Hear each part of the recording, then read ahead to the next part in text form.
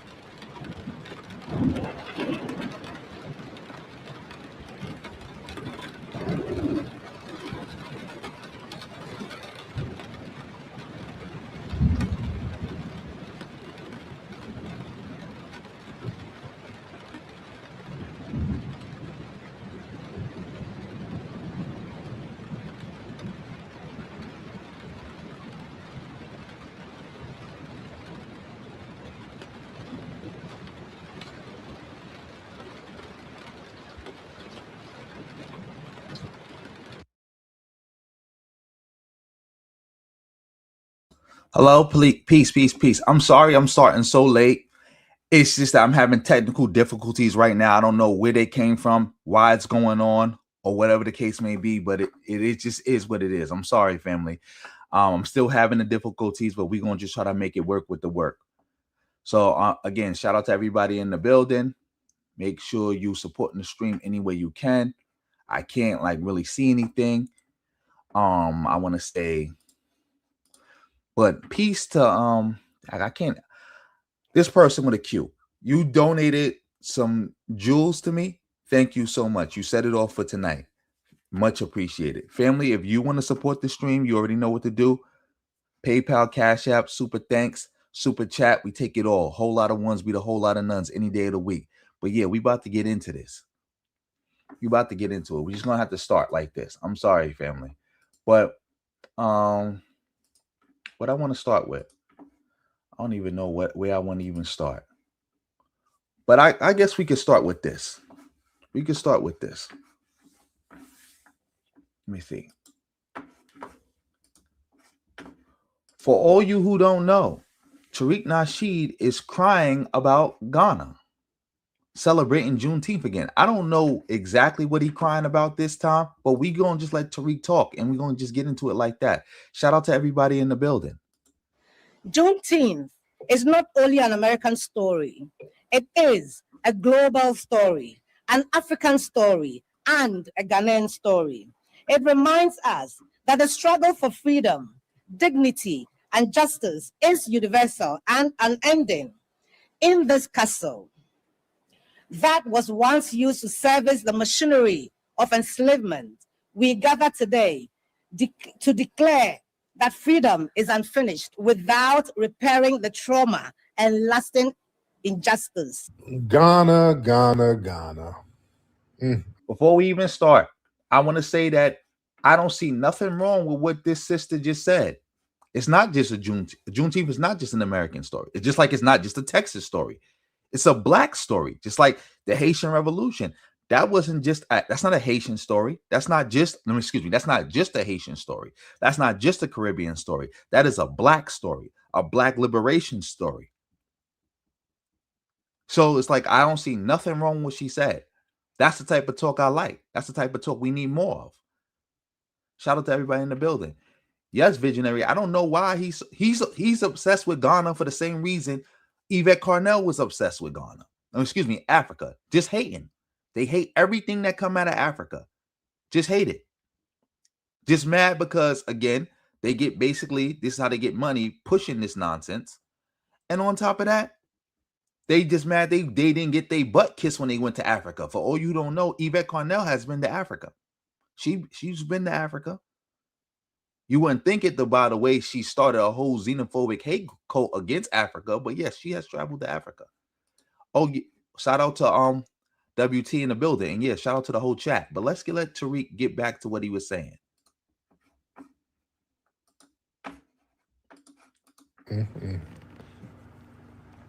Got to talk about Ghana. Ghana's up to the shenanigans, y'all. Ghana, Ghana, Ghana. Boy, their minister of tourism. Did y'all see the video I put on my social media? Did y'all see the video I put? Oh Lord. Oh, let me play it for you. How about that? Let me play the audio for you guys to let y'all hear it. I'll do that. I'll do you one better. I'll just let you hear it. Okay, family. This is Ghana, the minister of tourism. This lady, I can't think of her name. Hold on. Let me let you hear what she said about Juneteenth, ladies and gentlemen. All right, listen to this. This is her talking about Juneteenth. Y'all bear with me. Listen to this. Let me know if you can hear it. Hold on. Is universal and unending. Hold on. Juneteenth is not only an American story. It is a global story, an African story, and a Ghanaian story. It reminds us that the struggle for freedom, dignity, and justice is universal and unending. In this castle that was once used to service the machinery of enslavement, we gather today to declare that freedom is unfinished without repairing the trauma and lasting injustice. Okay, did y'all hear her, family? Did y'all hear her? She said that Juneteenth is not just an American story, it's an African story and a Ghanaian story. How? How is Juneteenth a Ghanaian story? It's a Ghanaian story because, again, it's about slavery. You know, like our enslavement started in Ghana. Like she broke it down because she's in a slave camp. I think she was at a slave castle giving this speech. It's a story of people who was taken from there, brought to America, and then they got some freedom during Juneteenth. Like, again, Juneteenth wasn't the end of slavery. That it was just that Texas was the last stronghold of the Confederacy, and on Juneteenth was when the Emancipation Proclamation was read out loud in Texas. That's why we celebrate it. Just like every state has their own date. Like I showed y'all how Florida's day is May 20th when the Emancipation Proclamation was read out loud. I think another state, their day is May the 8th.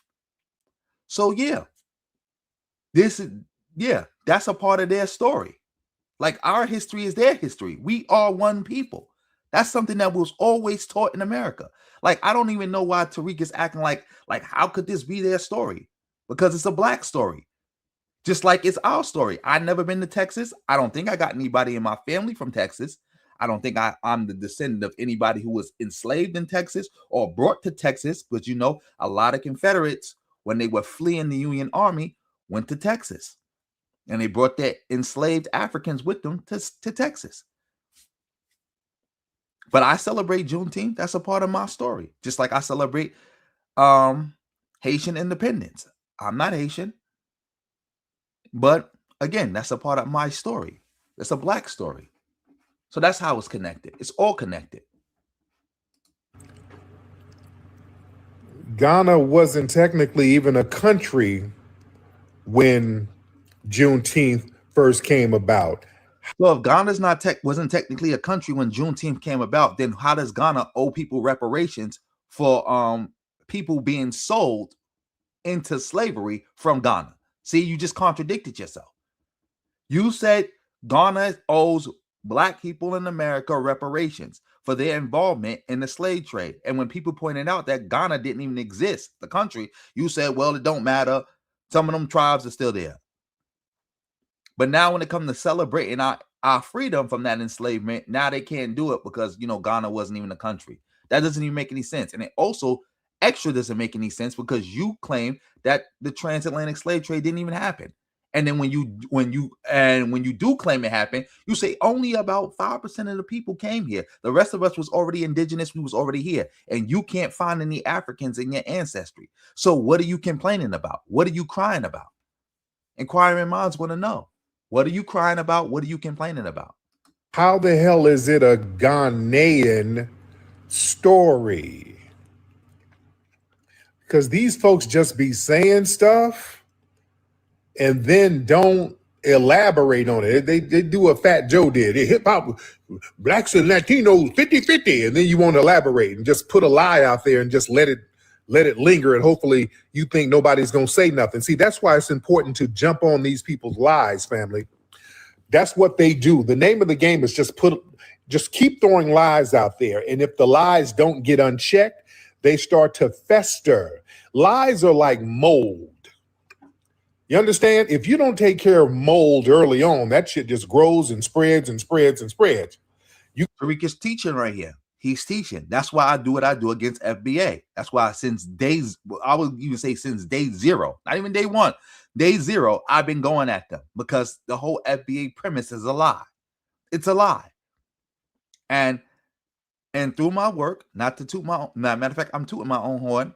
I have limited the spread of FBA because a lot of people have contacted me behind the scenes who are important people, thank me for my work and putting out the story of FBA, ADOS Freedmen. So yeah, you guys are like mold, and I had to clean y'all up. White vinegar. You got to knock that shit out early. You understand? Good Lord. We got to be very loud to shut that nonsense down, family. It is not xenophobic to say, hey, y'all people need to stop lying. Juneteenth is not a Ghanaian story. It is not an African story. That's a culmination of a uniquely American legal and constitutional crisis. That marks June 19th, 1865, when Major General Gordon Granger went down there to Galveston. He had to enforce the Emancipation Proclamation. That was a military order signed by the president to crush an American rebellion. The people liberated that day were freed under American law that we fought for on American soil that we built after enduring a uniquely American system of chattel slavery. This is not an African story unless you count the ones who were selling folks. Are you talking about that? What are they saying? Do I have any Ghanaians or Pan-Africans in here? Where the Pan-Africans? Again, Tariq, you just like I'm not getting this. I'm not getting this. Again, those people that got freed were from Africa. They were from Africa. You do know Harriet Tubman was a descendant of the Ashanti. You know where the Ashanti is from, right? Ghana. Like I'm not getting it. The biggest slave revolt, some of the leaders in the biggest slave revolt in American history. I know you don't count Louisiana as a part of FBA, but bear with me. The German Coast Uprising of 1811, some of the leaders of that were Akon. Oh, where are the Akon from? Ghana. So again, yes, this is a Ghana story. I don't understand what you don't understand about that. This is not just not just a Ghana story. This is an African story. This is a black story. You made a large swath of your living in the last, 10 years, 20 years, telling African stories. Now suddenly you don't understand why people talking about African stories. Wasn't this your justification for making 1804? Because that's a black story? That was the whole justification for your DVD. Like, hey, yeah, that's Haiti. I'm not Haitian, but that's a black story. That's our history. Now you don't understand that concept. You just delegitimize your whole body of work. But y'all always whining and y'all never around to explain this horse crap when these folks are talking crazy. Man, somebody said it's a Texas story. No, it's a foundational Black American story. Oh, see, somebody just shitted on you. It's a Texas story, which is true. This is a Texas story, but we consider it as a black story because, again, we all black. Because if you want to play the drawing lines about who Juneteenth is for and who is not for, then it's just a Texas story. If we're going to do that, the justification for why black people around the country can celebrate Juneteenth can go for any black person around the world. We all black. This is our history. This is our history. Story. Because the Emancipation Proclamation was issued for all of us. For all of us who were enslaved over here. Yes, it was first of all, it wasn't issued for everybody who was enslaved. So you don't even know what the Emancipation Proclamation is. Let's do some teaching right now. The Emancipation Proclamation only freed black people who were in the Confederacy, and the people who owned them were willingly participants with the Confederacy, which means it didn't free enslaved Africans outside of the Confederacy. I know Tariq don't know this, but there were slave states that fought for the Union. I know you didn't know that. And on top of that, again, if the Union Army came and caught somebody in the Confederacy and they say, well, I'm a slave owner and I did not support the Confederacy, or I did support the Confederacy, but I didn't do it willingly, they forced me, then they still had a legal right to own their slaves. And again, Juneteenth was marking the reading Again, it's not marking the Emancipation Proclamation. It marks the reading of the Emancipation Proclamation in Texas, just like May 20th marks the reading of the Emancipation Proclamation in Florida. That holiday, again, was not originally just for all Black people. It was meant to celebrate something that happened in Texas. And other places did incorporate the Juneteenth celebration. Like I think Arkansas or one of the other states, they celebrate multiple times. I think they celebrated Juneteenth, and they celebrated something else too. I'm not too familiar, so I'm just gonna leave that alone. But yeah, let's get back to this. That includes Texas. So that's a part of it. You understand? And listen, we had a distinct ethnogenesis. The foundation of Black Americans, we had an ethnogenesis. By 1865, the enslaved people in Texas were not African. You understand? They had an ethnogenesis like all of us had an ethnogenesis. There was no ethnogenesis. You just made that up. There was no amalgamation between Moorish explorers, enslaved Africans, and Black Aboriginals to become one people, one unique people. That's a lie. You made that up. You made that up. Shout out to everybody in the building. Let me look at some of these chats. Oh, shout out to Lee in the building. Yep, he definitely gonna say, I'm tether babbling right now, which I'm telling the truth.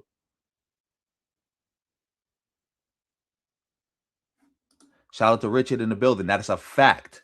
That's why I said, just like we can all celebrate the Haitian independence story. In fact, that's one of the things Carter G. Woodson taught, that Black people should celebrate Haiti. Like, for all you don't know, there was a time where educated Black people, because not everybody knew about the freedom of Haiti, Haitian liberation. But all the Black people who didn't know about it all celebrated Haitian holidays. All of them. All of them. Because they saw that as their holidays. Because we all Black. That's the funny thing about it. What Tariq is teaching right now fundamentally goes against what it means to be Black in America. Fundamentally goes against it.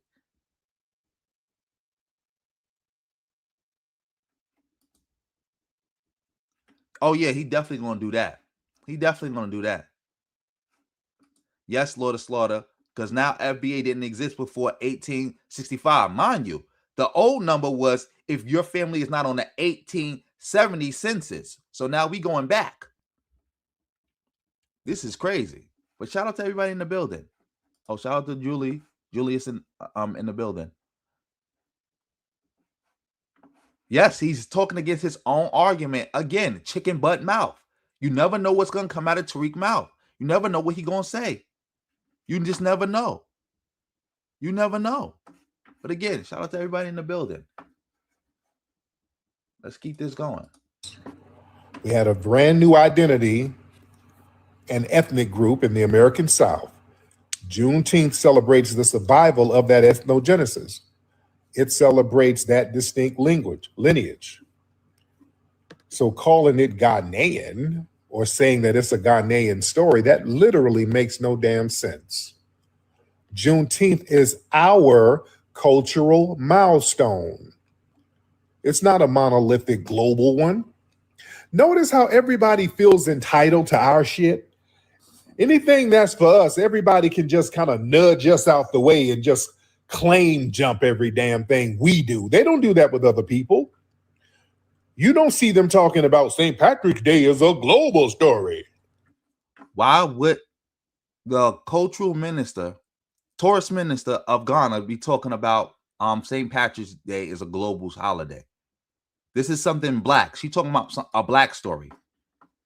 And yes, Mighty One and Strong. Like fiction.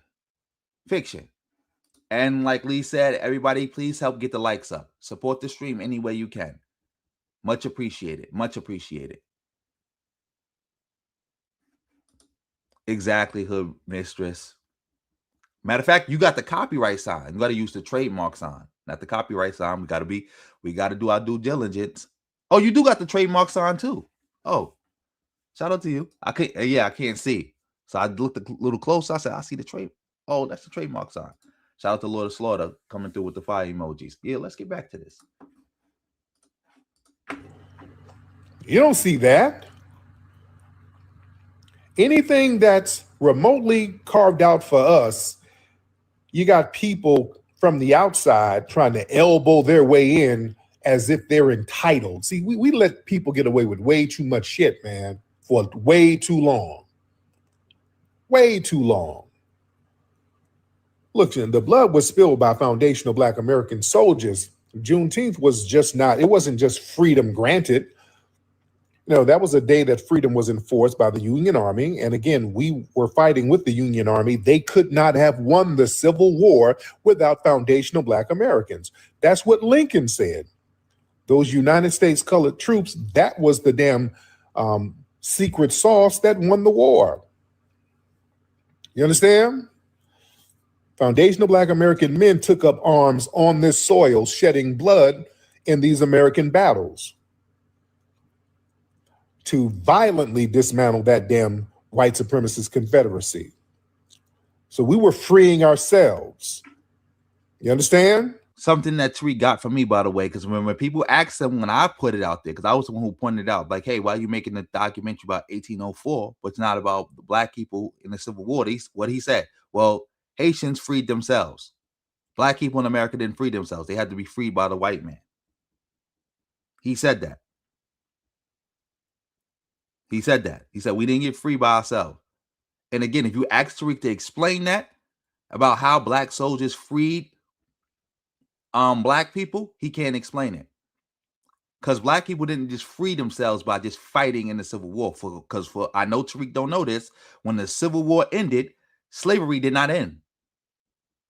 And there was no guarantee that slavery was going to end when the Civil War was over. In fact, there was an understanding when they did the first Emancipation Proclamation that slavery wasn't going to end throughout the whole country. But that's another history lesson for another day. Nobody from Africa came to help us. We were helping ourselves. We had to be up in the swamp using that as a sanctuary base that a lot of folks don't talk about. We had to put in that work. We didn't get no work from no help or no assistance from Africa. We didn't. You understand? So trying to make it a generic African story, that's an attempt to erase the specific military sacrifice of foundational Black American ancestors who fought for their own liberation. I'm not giving nobody else credit for that. That's our family, y'all. You don't get credit for that. You know, damn Ghanaian story. Hell no. Y'all didn't stand on business like that. Y'all were making deals with the British and all that shit. No. We were putting belt to ass over here. You don't get credit for that. I'm sorry. Listen, that Minister of Tourism wanted to fold our foundational Black American holiday into their nation's narrative. See, that's commodification. That ain't solidarity. See, Juneteenth is a sacred day of remembrance for the descendants of freedmen. It's not a marketing tool to drive heritage tourism, because that's what they're trying to drive some tourism over there. You understand? Ghana, you got your history, Ghana. Shout out to Kwame Nkrumah and all that stuff. They had the Gold Coast independence back in 1957. They got their own thing. Now, hey, celebrate your stuff. You understand? And when Ghana celebrates their Independence Day, we don't claim that. All right, shout out to Ghana. You want to celebrate your independence? Actually, Black people was claiming that. Remember, Martin Luther King was at the Independence Day. Do we got to show that clip again? When Martin Luther King was at the Ghanaian Independence Day, I think he even gave a speech about how this is for Black people. Yeah. There was no FBA during the emancipation. Nobody who fought for our freedom called themselves FBA.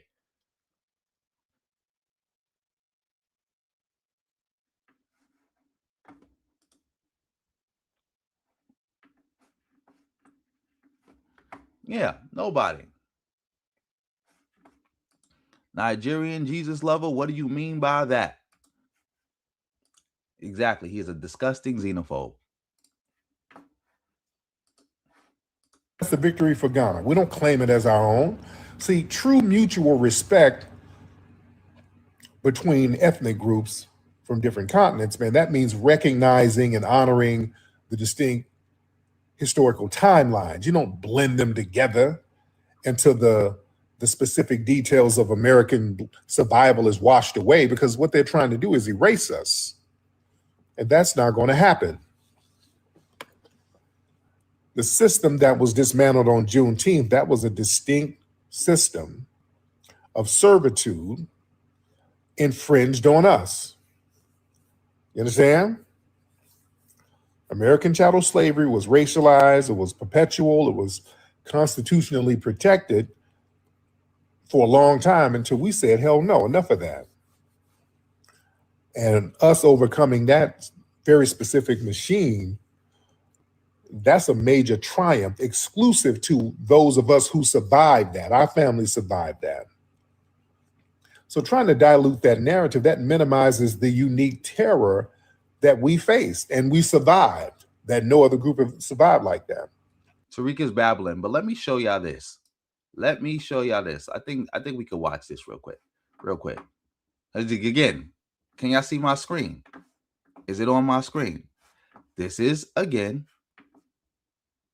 Martin Luther King in Ghana. Let's watch this clip. I don't know if this is the right one, but at least I can see the picture. Do you know what Martin Luther King Jr. said about Ghana's independence? When Ghana became the first African country to break free from colonial rule, Dr. King was there to witness history in the making. He called it the birth of a new nation and compared it to the struggle for civil rights in America. For Dr. King, Ghana's victory was a powerful symbol, proof that liberation from oppression was possible. It reignited his conviction that justice and freedom would one day triumph the United States. Ghana's independence wasn't just a milestone for Africa. It was a beacon of hope for freedom fighters around the world. And now more than ever, we need to be reminded that the fight for justice, equality, and freedom is not over, and that together we can continue to move toward a brighter, more united future. Oh man, I played this whole video. I just thought about it. I hope that music wasn't copywritten and they take down the whole damn stream. But anyway, y'all saw it. Let's see what I bet you Tariq never even knew Martin Luther King went to Ghana. He never even knew that. He never even knew it. None of these FBA bozos know that. They didn't even know Malcolm X even went to Africa. But yeah, let's get back to this. Shout out to everybody in the building. Wait, come on. I think I got some support. Shout out to Visionary coming through for setting it off for tonight for himself with the 199. Oh yeah, I heard about it. I'll see if we could get to that tonight. Yeah.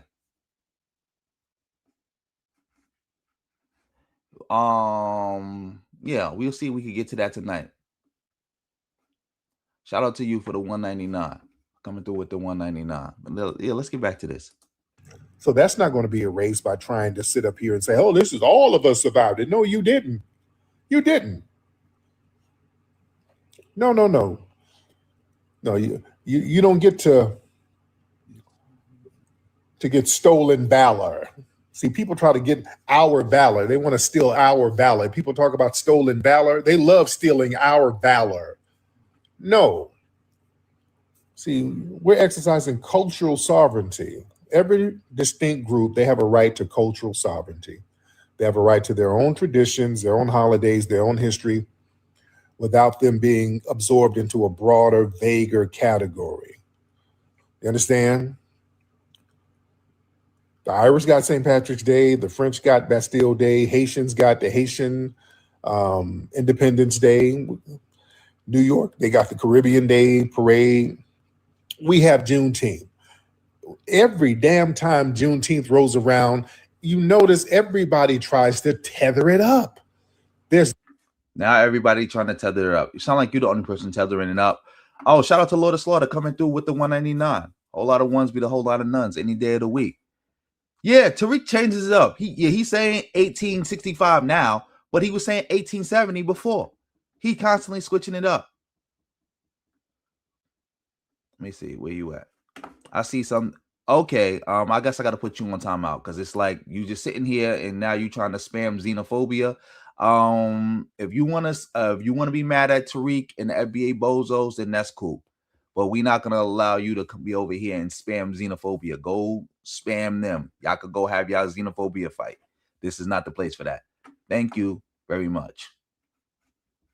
So I'll put you on timeout and then we could keep it going. Shout out to Lord of Slaughter for coming through with the 199. Here we go. It's never just honoring our lineage and heritage. It's all about putting some Joloff on it, flying some other flags on it, Pan-Africanizing it. It's always this diluting thing. You understand? And us, listen, don't you be ashamed, Black people, foundational Black Americans, for claiming our holiday as exclusively ours. That's not division. That's about the rightful ownership and the heritage of our ancestors and protecting that and standing on lineage business. But why is Ghana doing all this stuff? Because Ghana's really been claim jumping for a couple of years now. Listen, right now they got a heritage tourism hustle going on right now. That Ghana year of return, you know, that was a highly successful economic strategy, basically designed to capture the Black American disposable income. So by them legally observing and heavily promoting Juneteenth, they're trying to franchise. You do know that a lot of the promotion of Juneteenth was started by African Americans who left America and moved to Ghana, right? You do know that there's a whole African American diaspora in Ghana who celebrates Juneteenth. You do know that, right? Ghana didn't just pop up celebrating Juneteenth out of nowhere. Like, again, like I'm not getting it. Foundational Black Americans' cultural milestone to drive their own tourism sector. So they want to leverage our sacred day of liberation as a marketing funnel to sell flights and hotel bookings and residency permits and real estate investments over in Accra. And they're trying to piggyback off the global reparations, and they're trying to get debt relief and all that shit. And this is about geopolitical leverage. See, during the recent Juneteenth events in Ghana, they had some kind of global reparatory justice framework nonsense they were talking about demands for national debt relief for African nations. See, they're using us for a bag for themselves, man. I keep telling y'all this. That's why we cannot let them sit up here and get in the reparations conversation at all. If they get in it, we are done. We cannot let them touch the reparations conversation. The reparations conversation is done already because I don't know if you know this because you don't follow the news and you're not serious about reparations. It's pretty much a done deal. Like when that case get before the Supreme Court, I'm pretty much confident that the Supreme Court is going to rule against reparations. I'm pretty sure they're going to do that. And also Ghana's call for reparations is their own thing. Like this whole nonsense that, they can't call for reparations themselves. Or you going to say Jamaica can't call for their own reparations? Because by Jamaica talking about reparations, that's messing up our reparations. Like you mixing and matching two different things. Conversation. If a dime goes to them, we would never, ever see it in life. Would never see a dime if it goes to them. These people are trying to double dip on the damn reparations. They already got paid because they had deals to have those castles up there. They already had deals going on. You understand? They know that the specific blood-soaked history of American chattel slavery, that carries massive, undeniable moral weight on the global stage. And by trying to wrap their little modern-day economic demands under the banner of Juneteenth, they're trying to use our specific trauma as a Trojan horse to get some international funding and debt forgiveness for their own countries. These folks are trying to use us, but we keep calling that ass out. We can't let these folks use us for their finesse. them trying to frame Juneteenth as some shared African story, they're actively sanitizing the historic record. You know, you adopt our holiday, that allows modern nations to position themselves alongside the victims that they help victimize. So that strategically blurs a very uncomfortable reality. Those people in those kingdoms, they were selling people to the damn European buyers in the first place and making deals, and they already got paid and they already made treaties with them and trying to co-opt our liberation narrative. That helps erase their historic role as the middlemen in the enslavement. They're not going to get away with that either. See, they think they're going to try to get away. Oh, my brothers, we got to get justice. My brothers, they stole my niggas from me. We need justice. And you got the blood money on your hands. No, you're not. Tariq is just babbling now. He's just babbling. And again, I thought, if I'm not mistaken, I could be wrong, only 5% of Africans came to America. So, and I thought you have no Africans in your ancestry. You can't find it. Like what's going on? So why are you worrying about what Ghana is doing? Exactly, Lord Slaughter. They disqualified themselves. Oh, I haven't seen it. I didn't even know she did an interview with Don Lemon. I'll probably check that out. Let's see. Somebody just asked a comment. I see a comment. Exactly. Yes. Now he's against, shout out to Naps in the building.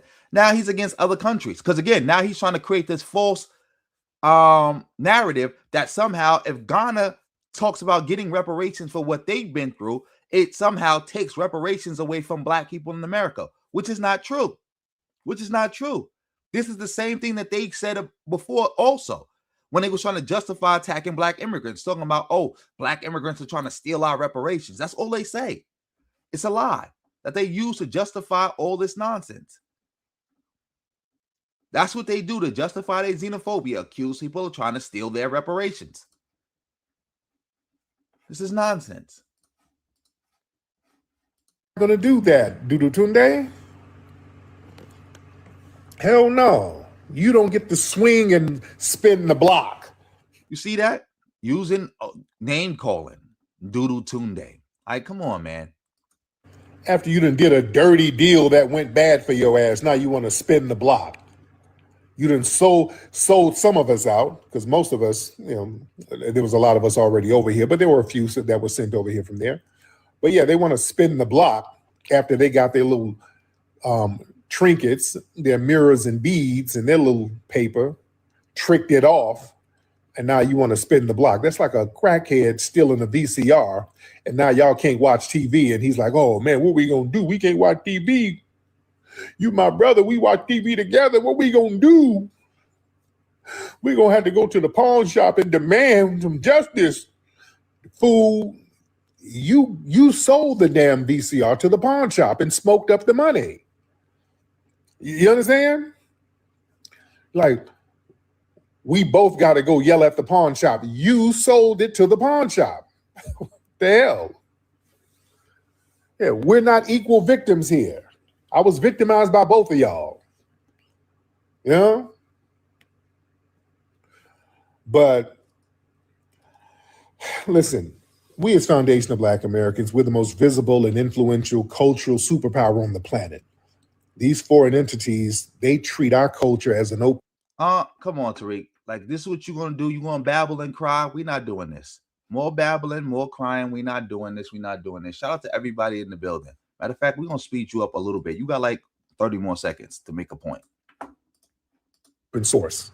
See, by absorbing Juneteenth into a Pan-African narrative, Ghana, they want to position themselves as the political and spiritual headquarters of the global Black diaspora. That's what they're playing for, ladies and gentlemen. They're like, yes, slavery all over the world, Black Americans, those are brothers. And we are the leaders of all of the niggas who were enslaved. See, they're trying to act like they're the leaders of the descendants of the enslaved. That's the play they're doing, guys. That's the play Ghana is running. You understand? They're trying to set Ghana up as the headquarters for justice for global descendants of slaves. And I'm saying, hell no, no. That's again, you're letting the crackhead come in your house, the one who done sold all your equipment to the pawn shop. You letting him come up in the house acting like a landlord. And I got to come on in and help you. I got to manage everything because people be stealing around here. I heard, they be selling stuff to the pawn shop, so I got to come in and watch everything. Let me help you. You was my brother. No, we're not letting you watch nothing. That's the equivalent of letting Ghana be in charge of any reparations, family. We ain't gonna get a dime. If they get a dime, they're gonna smoke it up. You understand? That is the last thing we need. Ghana touching anything to do with our reparations. Not one dime. Nothing. We'll never see nothing. They've already finessed already. They've already run a finesse. They're running another con game. Good grief. Well, these people are bold with it, man.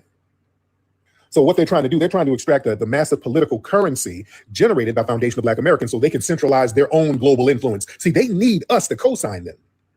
You understand? People know how janky those folks are over there in West Africa. But see, we as Foundation of Black Americans, because a lot of us have been going over there, we've given Ghana a lot of our legitimacy. You understand? W.B. Du Bois went over there and he lived over there. So we've been giving Ghana a lot of our legitimacy. Okay, enough with the crying. Maybe we cover the rest of this another time because I can't. I'm not doing this. Now he's talking about we've been giving Ghana our legitimacy. Shout out to everybody in the building. Let's move on to something else. I just saw this. This is hood dumb. For all you who don't know, I think the person he's talking about, hood dumb, he's talking about Darializa. I think that's her name. She won the Democratic primary in New York. I think he's talking about her. But let's get into this. Let's see what he got to say.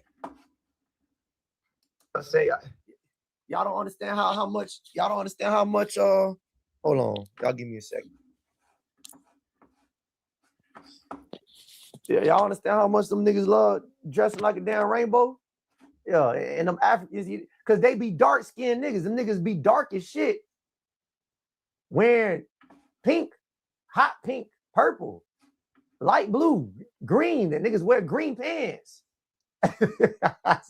niggas want to make the dark skin pop out more. I'm like, God damn, nigga, like, it's weird because they be bright as hell, but dark as fuck. Like, I think it's the color play that these niggas be wearing. But them Caribbean niggas, they love tight pants and all kind of colors, nigga. This is sounding weird. And on top of that, black people wear all type of bright colors now. Like, shout out to Cameron. He normalized people wearing pink and all kind of Easter colors.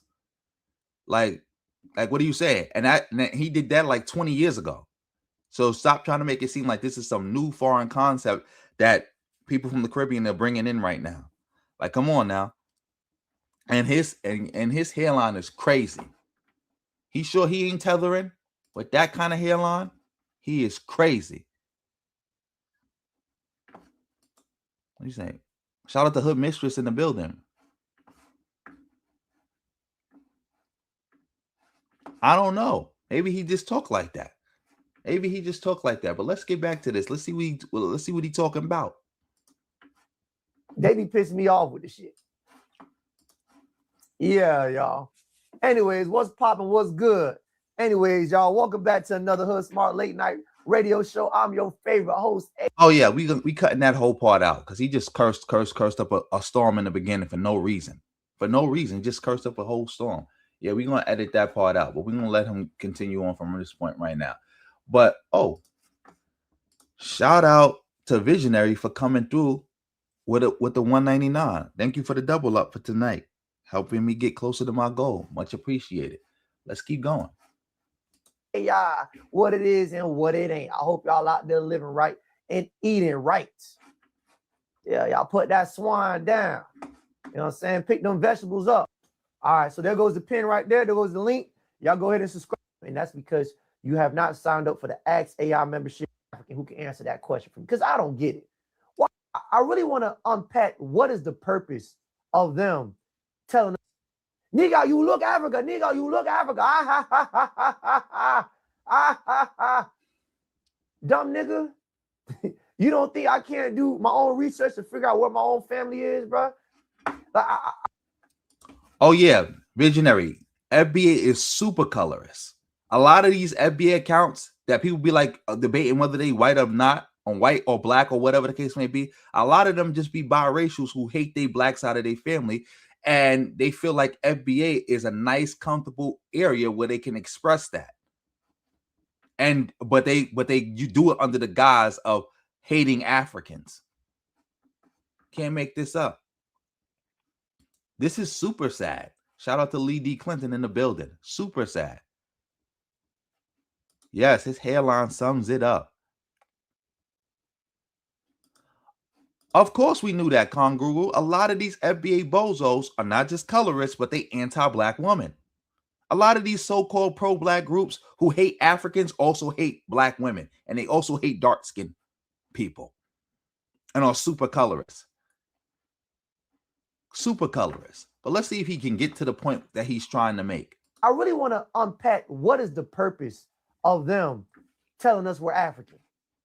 Because you don't give a fuck about the African that's on your continent. I'm not understanding what this is. Please, somebody go find an African who can answer that question for me, because I don't get it. Why the fuck you so concerned about us being African more than the Africans who really are African in Africa? Lame ass nigga. Damn. Anyways, but that's that.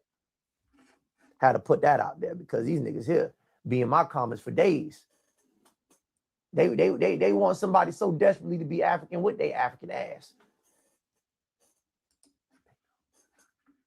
They know who's not them in their country. Exactly. I had an argument, not to get off topic, but I had an argument with somebody today about the term black. And they're trying to say black applies to everybody who has melanin. They said, we black. I said, nigga, we? Who the fuck is we? When the fuck I started speaking French with you? Niggas say, well, anybody who's African descent, nigga, who the fuck? I'm not saying I don't have it, but I'm not sure. They said, bro, we all black. Since when? Well, black came from Africa. Do they use it now? Well, black means Sub-Saharan African. I said, oh, yeah? What part of Sub-Saharan Africa do they use it? That means West Africa, bro. Okay, what part of West Africa do they say black at? Well, they say black when they're identifying their race in Nigeria. They be like, what y'all? Oh, my God. You're dealing with this dummy, man. This dude is so stupid, bro. He's so stupid, man. This is ridiculous. Oh, again, thank you. Thank you for the triple up, visionary. Yes. Yes. Yeah, he do look like somebody from how you say it? Edo State. It's Edo, right? It's not Edo. It's Edo State in Nigeria. Right there. Biafra. That I'm saying all the words wrong right now. But yeah, you know what I mean. I'm about to put this dude in like triple speed so he can hurry up and get to the damn point. Definitely a self-hater. Definitely a self-hater, WT. That's all these dudes are. Self-haters. Yeah. Self-haters. But yeah, let's speed them up a little bit more. They say, I'm black. Shut your lying ass up. Niggas be lying their ass off just to fit the narrative. Nigga, what the fuck is you lying for? Nigga, they go by tribes, nigga. Tribes. These niggas go by equal, big fuck, all that, don't give a fuck. Talking about, so they go by black. Niggas just be lying for no reason. But shout out to those Africans who keep that shit real and they know what it is. And they're not out there with no weird agenda. Because all them niggas got weird agendas. You know what I'm saying? Mus, what's going on, brother? Where your sister at? So last time this is my last time asking, Mus. This is my last time asking, you better be at my front doorstep. What time is it right now? About 11:30, nigga. Overnight stay and all that. And extra toothbrushes, nigga, extra toothbrushes. They don't say black, they literally just claim their tribe, right? They're trying to make African a race. I'll let you on, Mus, give me about another 10 to 15 minutes. Yeah, y'all, so we're not falling for the trick because we don't get nothing from being called African. There's no reward for it. It doesn't mean anything. Everybody got African DNA. If you want to say everybody came out of Africa, everybody has that DNA or a strand of it. How much African DNA do you need in order to be called African? That's what I want to know. What is the threshold? Is it 10%, 20%, 40%, 50%? What if you're only 50% African? Okay, if you're 80% African and you mix with other things, are you still, even if you have a high level of African in you, does that still mean you're African when you have European in you? Because I'm pretty sure my DNA compared to African DNA is going to look different, even if we do take a DNA test. Oh, nigga, you still majority African. Yeah, nigga, but you don't see these other shit that's in here? Whatever small amount it is? Right. See, another thing with these bozos, they will deny their African ancestry till they can't deny it no more, but they will celebrate that European thing. I never heard, that's another thing about these FBA bozos. You ain't never hear an FBA bozo deny their European ancestry. You ain't never hear one of them saying, I ain't got no white blood in me. Oh no, I ain't, DNA is fake. They quick to the cosign the DNA narrative when it's time to point out and say, oh, I got white blood. Because if you notice, if you ask them, well, how do you know you got white blood? DNA. But if you say, well, you got African blood because of DNA, they be like, oh, DNA is fake. DNA is fake. Showing that same bullshit clip that they take out of context from 60 Minutes. But somehow, some way, DNA become real when it's time to claim that white blood. DNA become real when it's time to claim that white blood. Because again, if you ask them, oh, how do you know you got white ancestry? They can't answer. They quickly claim that, but they have no problem claiming that white blood. No problem. White blood that they can't verify. Oh, shout out to 24 in the building for gifting 10 memberships. Family of 24 gifted you a membership. Make sure you thank him. Make sure you thank him and make sure you keep it going. You can upgrade it, downgrade it, whatever, but keep it going. Shout out to everybody in the building. Let's keep this going. When that DNA test come out, that shit's gonna say 100% where the fuck they from. You know what I'm saying? So we gotta keep pushing, and we gotta keep letting these people know that we know who we are. They say black only when they leave the continent. They use the word black in South Africa. I know black is a thing in South Africa, but that's only because they live amongst their oppressors. But even that terminology, black African, has a different definition. If you Google what black African means in South Africa, it means somebody indigenous to South Africa. That's the pure definition of black in South Africa. Somebody indigenous to South Africa. Then you got colored, and that's somebody of mixed lineage, and then you got South Indian or some shit, South African Indian, that's somebody who's from India. Right? They got different. They have different status for each category. So knowing the term black doesn't apply to even Nigerians who go to South Africa. That's crazy. The terminology black doesn't even apply to Nigerians who go to South Africa. By legal definition, a Nigerian in Africa doesn't qualify as black, because black means indigenous to South Africa. But you coming over. This dude is such a bozo, such a lame. And again, let's say, for example, what he's saying is true. What does that have to do with America? What does that have to do with America? In America, anybody with African ancestry is African. That's how it works in America. We know that to be true, right? That's how it works in America. So why are you bringing up Africa? These dudes supposed to be super duper America. All they care about is America, but they constantly bringing up other places outside of America and how they do things, which has nothing to do with America. Like, come on, man. Like, when this gonna stop? We get claiming black. Like, we ain't got the same kind of system. But anyways, that's that. Yeah, y'all, we got a lot to get into, a lot to talk about. So let's go ahead and go over some daily news. Today, we're looking at the controversy surrounding Darializa Chevalier. All right, so now we finally got to the part where he's talking about Darializa. So let's see what he got to say about Darializa. Shout out to everybody in the building. Let's go. We put him in normal speed. Let's bring it back a little bit. By legal definition, a Nigerian in Africa doesn't qualify as. A lot to talk about.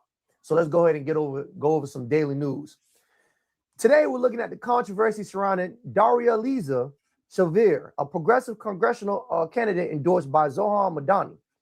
Over the past couple weeks, Darializa has come under heavy criticism after several of her old social media posts resurfaced. Now, I think this is the congressional candidate who's running in New York right now. I believe she is a Dominican woman. Pedro, if you're here, please make sure you correct me when I'm wrong. I believe 2 Dominicans are running right now for a seat in New York. I think District 13, something like that. And she's under heavy scrutiny right now. No, she is OT. I don't know what OT means. Those posts included profanity directed at national politicians, criticism of the United States, and controversial comments about Black and Arab men, which her political opponents have used in campaigns ads against her. Supporter of Darializa argue that much of the backlash has gone beyond policy disagreements and has included personal attacks, with some claiming that she's been targeted because she's progressive Afro-Latina candidate. Wait, I didn't know that.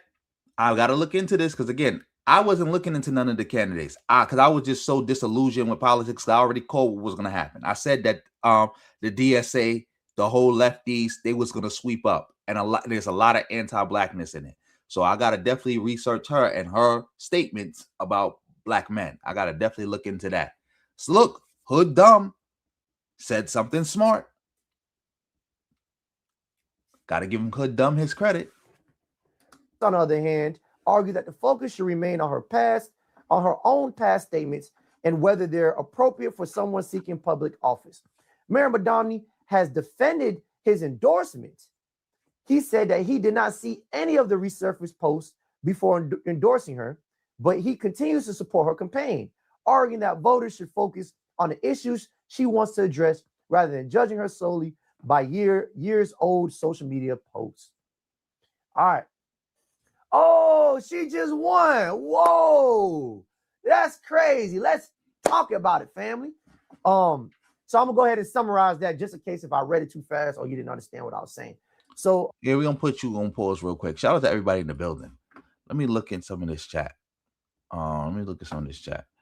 Exactly, Lee. When Talia came to America and said she was colored, everybody freaked out about it. Because again, in America, if you got black blood, you black. And identifying as anything other than black, people see that as like you trying to distance yourself from blackness. They see it as an attack on blackness. Exactly, Congo. DNA is real when it's time to take a paternity test. Oh, I did not know Megyn Kelly attacked Haiti. I'll definitely be looking into that. Yeah, we got another candidate for BBC aside. Congo, you emailed me something? I did not see it. I'll definitely go look into it. Shout out to you for that email.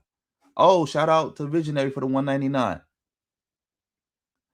It ain't just that we got the worst system. It's a lot of these dudes is class clowns and they don't want to know. They don't want to know. Again, he's smart enough to know, and you know he's grifting. Hood dumb is grifting right now. He not this stupid. He not, trust and believe, he's not this stupid. He's grifting. Julius, you know it's painful, but we got to share the pain together. Because again, I'm not listening to this stuff on my own. Not happening. Not happening. That's out. Let's keep this going. Darializa, I might be saying her name right. Darializa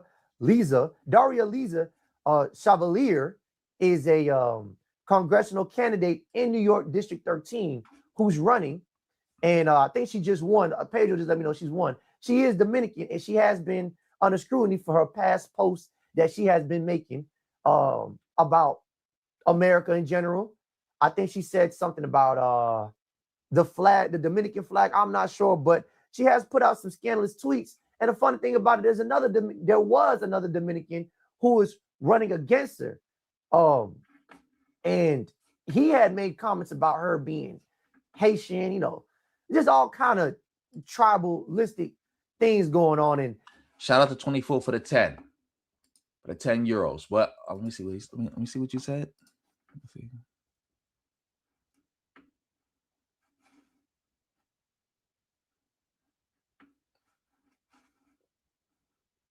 Of course, it's not a coincidence. It's not a coincidence. Because remember, Tariq used to attack TikTok. He attacked all this stuff. And then I love TikTok.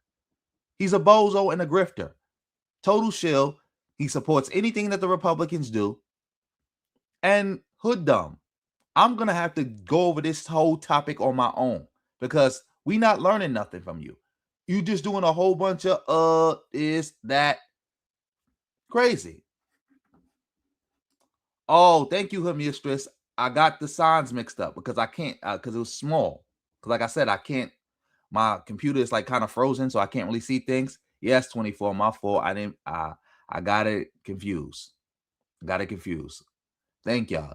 British pounds. Thank you for the fire emoji. But yeah, let's get back to this. Now I'm looking on the news. We got Madani out here talking about some Haitian, anti-Haitian hate bigotry. And I'm like, what the fuck? You niggas about to give these niggas a hate crime bill? That's what it sounds like. So we're gonna go ahead and play a couple clips by Darializa, however you say her name. Let's check this out. I have to make this video, but there is hatred brewing against me that I cannot stay silent about. In the final days of this campaign, I have been hit with attacks that use Haitian as a slur, a coordinated wave of Islamophobia, lies about my identity, my faith, and my family. Espaillat supporters are standing at poll sites in our district shouting lies and slinging racial slurs. People are reaching out to my family, demanding to see my birth certificate, a tired, racist trope that every Black leader who dares to challenge power knows all too well. We saw a similar campaign last year when Andrew Cuomo and his allies attacked Mayor Mamdani over his faith. And we all watched Donald Trump run his racist birther campaign against President Barack Obama. So I have to ask, Why is a supposed progressive congressman following the same steps as defamed electeds like Cuomo and Trump? He's not new to this. This is what he does.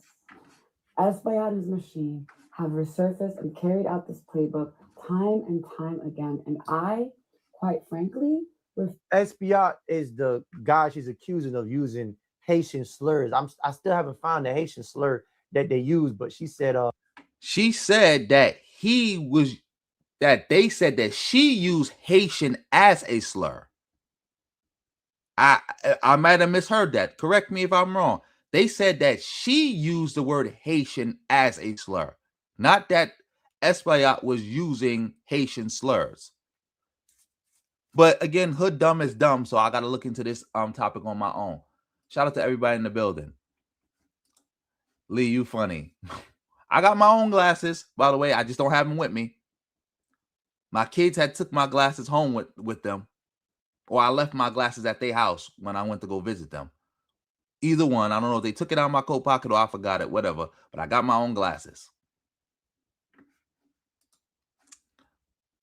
No offense taken. FBA does need to be eliminated. They are poisoning the community. Like I'm not FBA. We not FBA. We not pro FBA over here. We want them gone. FBA needs to go. It's a white nationalist psyop and it's a hate cult. Hate cult.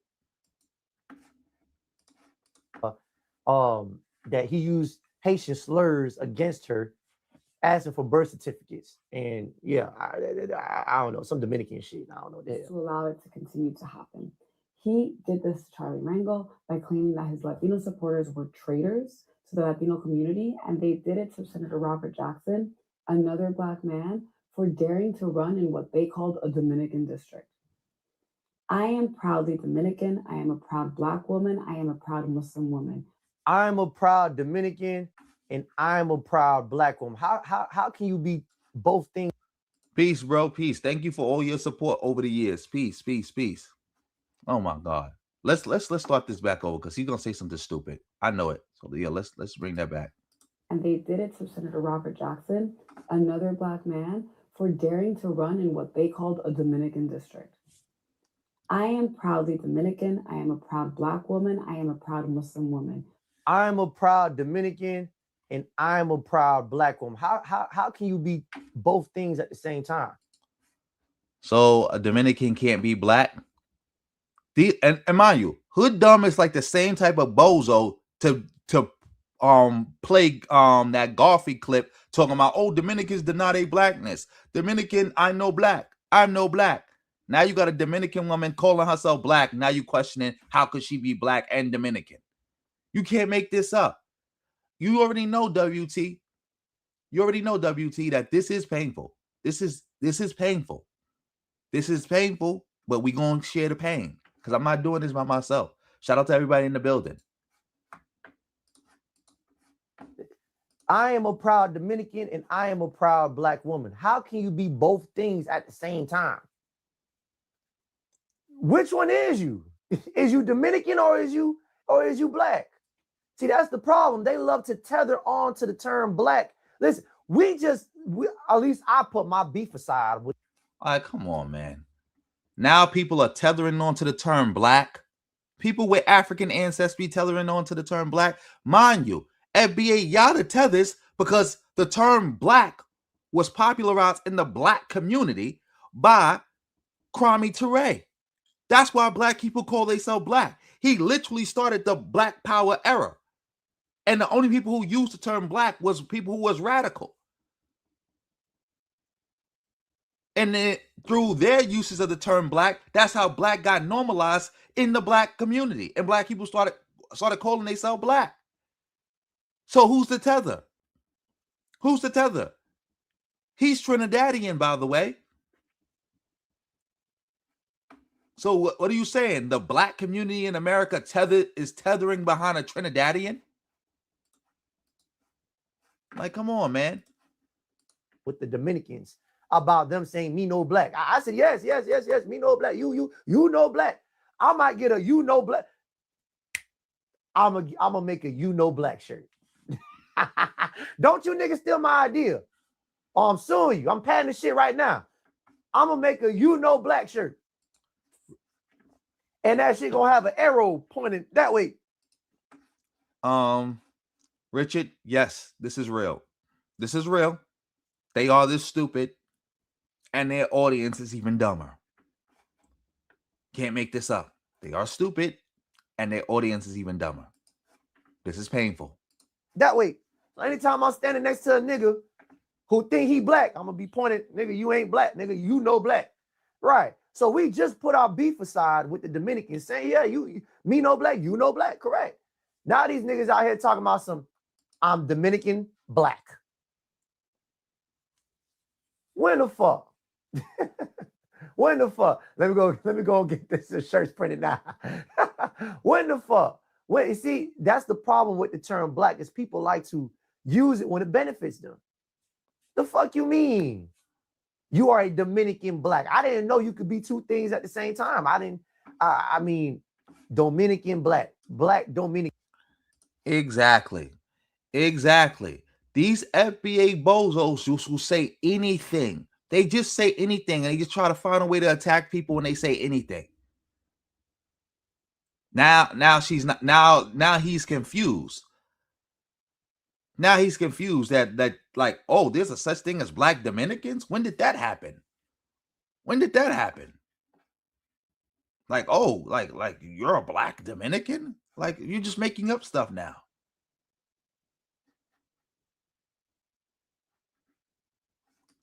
Exactly, 24. They can't explain this. Like, ask them, oh, how does calling themselves black benefit them? You said the ads are running heavy tonight. Let me see something. Let me see something. Is anybody else getting ads? Let me know.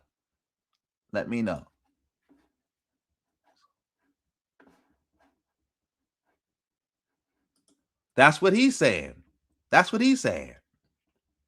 I don't get it. They don't even use black in the DR. But these are ways that they tether on when their ass is on the line and they're trying to fulfill these propagandas of race. Whenever something racist happens to somebody of another ethnicity who passes as black or has some melanin, they always use the black get out card or sympathy card, victim card. Maybe they're using the black because they're experiencing the racism because of the blackness. This is how stupid he is. He just said that the reason every time somebody who is black presenting or looks black or whatever has something bad happen to them because people see them as black, they use blackness as some type of sympathy. If I'm being attacked because people see me as black and I'm identifying as black, now that makes me some type of a fraud who's just trying to benefit off black, even though I'm being attacked because of my blackness. Because I'm pretty sure if she was the same color as George Washington, she wouldn't be getting half the attacks she was getting. Can't make this up. I am a black woman. I am a black man. Nigga be from Haiti. Nigga be from everywhere but a motherfucking a place that uses the term black. Niggas be from Africa. But let me go ahead and keep playing. And again, this is another reason why hood dumb is dumb. They're in America. You do know Europeans don't work around identifying as white all day in Europe. But when they get to America, they identifying as white because that's how we talk in America. And that's how identity works in America. It's the same thing with Asians. Nobody in Asia is walking around calling themselves an Asian all day. But when they in America, they calling themselves Asians because you know why? That's how identity works in America. Nobody's in Latin America sitting around calling themselves a Latino all day. But people call themselves that in America because that's how identity works in America. Like, this argument is so stupid that I can't believe there are adults who are listening to this. Like, how stupid can you be? That's like saying to a Chinese person, you don't call yourself Asian America and they don't call themselves Asian Americans in Asia. So why are you sitting around calling yourself an Asian American all day in America? They don't call themselves Asians in China all day. So why are you in America identifying as an Asian? Disgusting. Running for Congress in a district that is home to Black and Caribbean and Dominican families who have built this community together for generations. Home to who? Who built what? Community who? Last time I checked, nigga, I don't know that. Nah, shit a Dominican built in NY. I mean, I'm not from NY. You know what I'm saying? Shout out to the brothers and sisters out there holding that shit down. But last time I checked, Black Americans are the ones who established NY. What? This is why he's so stupid. This is why he's stupid. You're not even from New York and you don't know New York history. Matter of fact, I think I got a clip for this because he's saying he don't know nothing about this. Again, you need to stay in your place because the closest thing to an ethnogenesis that you quote unquote ever saw happened in New York between an amalgamation, because anybody who knows New York history, there was an amalgamation between Black people from the South, Black people who were already in New York, because remember, the slavery in New York was different because the Dutch originally ran New York, right? Like Sojourner Truth, I think Phyllis Wheatley, they was descendants of enslaved people who were enslaved by the Dutch. You had free communities of Black people in New York. You had people from the Caribbean, Latin America, all coming to New York. And this is again in the 1890s, 1880s, all coming together in one community. Like you remember, like the establishment from the origin point of modern day Black New York goes back to San Juan Hill. San Juan Hill. It's San Juan Hill, then it's Harlem, Bed-Stuy, from Bed-Stuy, then we go to the Bronx, then we get into Queens, then we get into Staten Island, Long Island, and then we got New York as we have it today. And when I say the Bronx, I'm also talking about Mount Vernon and Yonkers. That's how we have it today. That's how we have it today. Like, this is a bozo. Like I got to do a whole show on that about the origin of Black New York and why Yvette Carnell was attacking Black people from New York. And at a time, all the FBA bozos, when it was the ADOS, by the way, was saying that Black people from New York are not ADOS. They're not FBA. This is why every time you saw a crime video coming out of New York, Tariq would automatically claim that the Black person they saw on the video was not FBA. Because why? Because it's happening in New York. But yeah, let them keep talking. What community did the Dominicans build in NY? Maybe I'm missing something. I know they populate an area in NY. I'm pretty sure they populate areas, but I'm not sure anything about. I don't know anything about them building nothing. You know what I'm saying? But you see how they try to wean themselves in there when they try to put themselves in there when they can to fit a greater agenda. Washington Heights. Dominicans built Washington Heights. All right, well, anybody from NY, before we once we reach halftime, I want y'all to hop on a FBA Black American and a Dominican. I want y'all to hop on from NY to let me know what the hell going on. But I'm pretty sure the brothers out there in NY holding that shit down. Yeah, I'm pretty sure the FBA brothers out there are the ones who built. I'm 100% sure. No, they populated. Okay, they populated. Okay, yeah. See, because they get confused with populating and building. They think just because they're heavy saturated in the area that they built it. Same thing with the Haitians. You got Little Haiti, but a Haitian ain't built Little Haiti. That was Lemon City, and that was built by Black Americans. You niggas just brung your flip-flops over here and stayed around that area. So this is the disrespect that we're talking about. Like, you know you don't fuck with us, but when it's convenient, you start using words that bring us together, like me as a Black woman, me as a Black man. No, you Dominican, African, Caribbean, Jamaican, you're not Black in America. And nor do you like Black people in America. We got to stop this bozo. But I want to play something real quick. I want to play something real quick. Shout out to everybody in the building. Can y'all see my screen? Because again, he's just rambling. Let's listen to this real quick. Immigrant was not Dutch. He was Dominican. His name is Juan Rodriguez, a free man of Portuguese and African descent, born in Santo Domingo, what is now known as Dominican Republic. In 1613, he became the first immigrant to arrive in Manhattan. The first New Yorker immigrant was not Dutch. He was Dominican. His name is Juan Rodriguez, a free man of Portuguese and African descent, born in Santo Domingo, what is now known as Dominican Republic. In 1613, he became the first immigrant to arrive in Manhattan. The first New Yorker. As y'all heard, the first New York immigrant was an Afro-Dominican, a Black Dominican. Like, again, that's what people don't understand. New York is different than the rest of the country. New York has always been and always will be an immigrant city. Like my teacher told me before when I was growing up, he was like, 70% of New Yorkers are either first generation or second generation immigrants. Like, that's just the majority of New York. Like, I don't know what's not clicking. New York has always been an immigrant city. Like, the majority of Black people in New York, I'm from Brooklyn, so I know this for a fact. The majority of Black people in Brooklyn is from the Caribbean or got some type of Caribbean ancestry. And I don't know no Black people from New York who don't got some type of like don't got Puerto Ricans or Dominicans in their family. Like, you don't know nothing about New York. Stay out of our business. Shout out to everybody in the building. Oh, shout out to Rob Royal. Hopefully I'm saying your name right. For the coming through with the 10. Yes, other races see us all as Black. That's what she's even talking about, being attacked for her Blackness. And this bozo just making up stuff, saying stupidness. You can't make this up.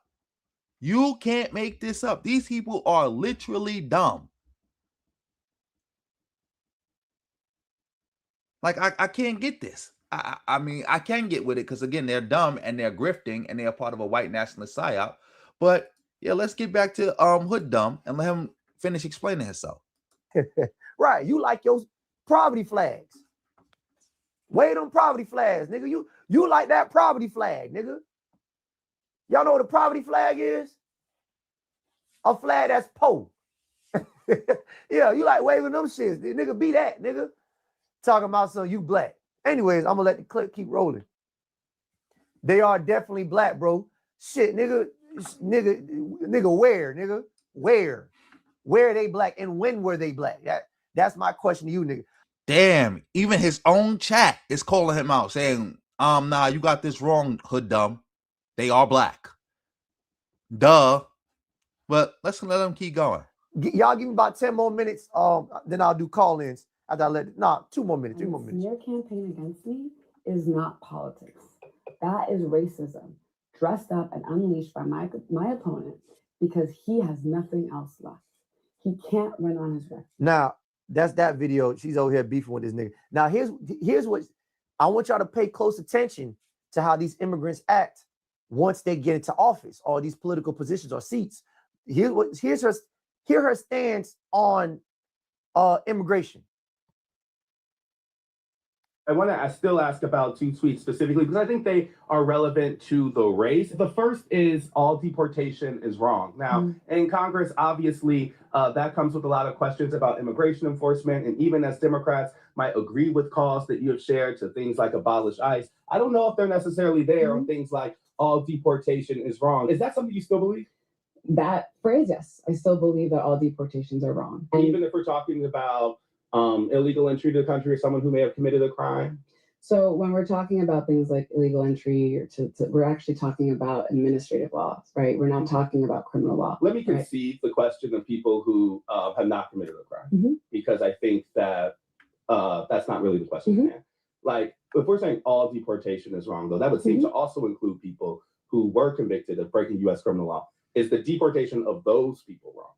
Yes, and the reason I say that is because we have a deportation for people who are not supposed to be here supposedly is wrong. Wait, I think I got another. Shout out to Visionary for coming through with the 199. Thank you for that 199. Johnny, you serious? Hood Dumb is Jamaican? Hood Dumb is Jamaican? This is crazy. Hood Dumb is Jamaican. You can't make this up. You cannot make this up. You cannot make this up. Oh, Lee, you say you got an advertisement now? Is that the first one you got tonight or something else? Let me know. Exactly, WT. It's called a melting pot for a reason. It's a reason nowhere else in America is called a melting pot. Shout out to Diasporian in the building.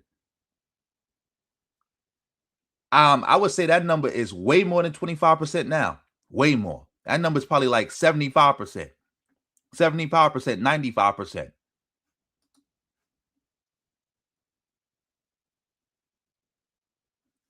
Exactly. I couldn't agree more. I couldn't agree more. I can't believe this. Hood Dumb got a Jamaican. I'm jacking what you saying, Johnny. He got his father Jamaican and he's sitting up here talking like this. Embarrassing. You say you got 3 so far? Okay. I gotta get into the YouTube streaming thingy and see if I can fix that. Yes, according to Tariq, he's a tether. But he'll also turn around and say, well, according to Tariq, I'm not a tether. Because if you read the website, Tariq said all you need is one parent to be African American in your FBA. Again, Tariq is constantly switching who is and who is not FBA. Because it's a hate cult that he created and he controls. He decides who is and who is not a part of the group. But yeah, let's let Hood Dumb finish up.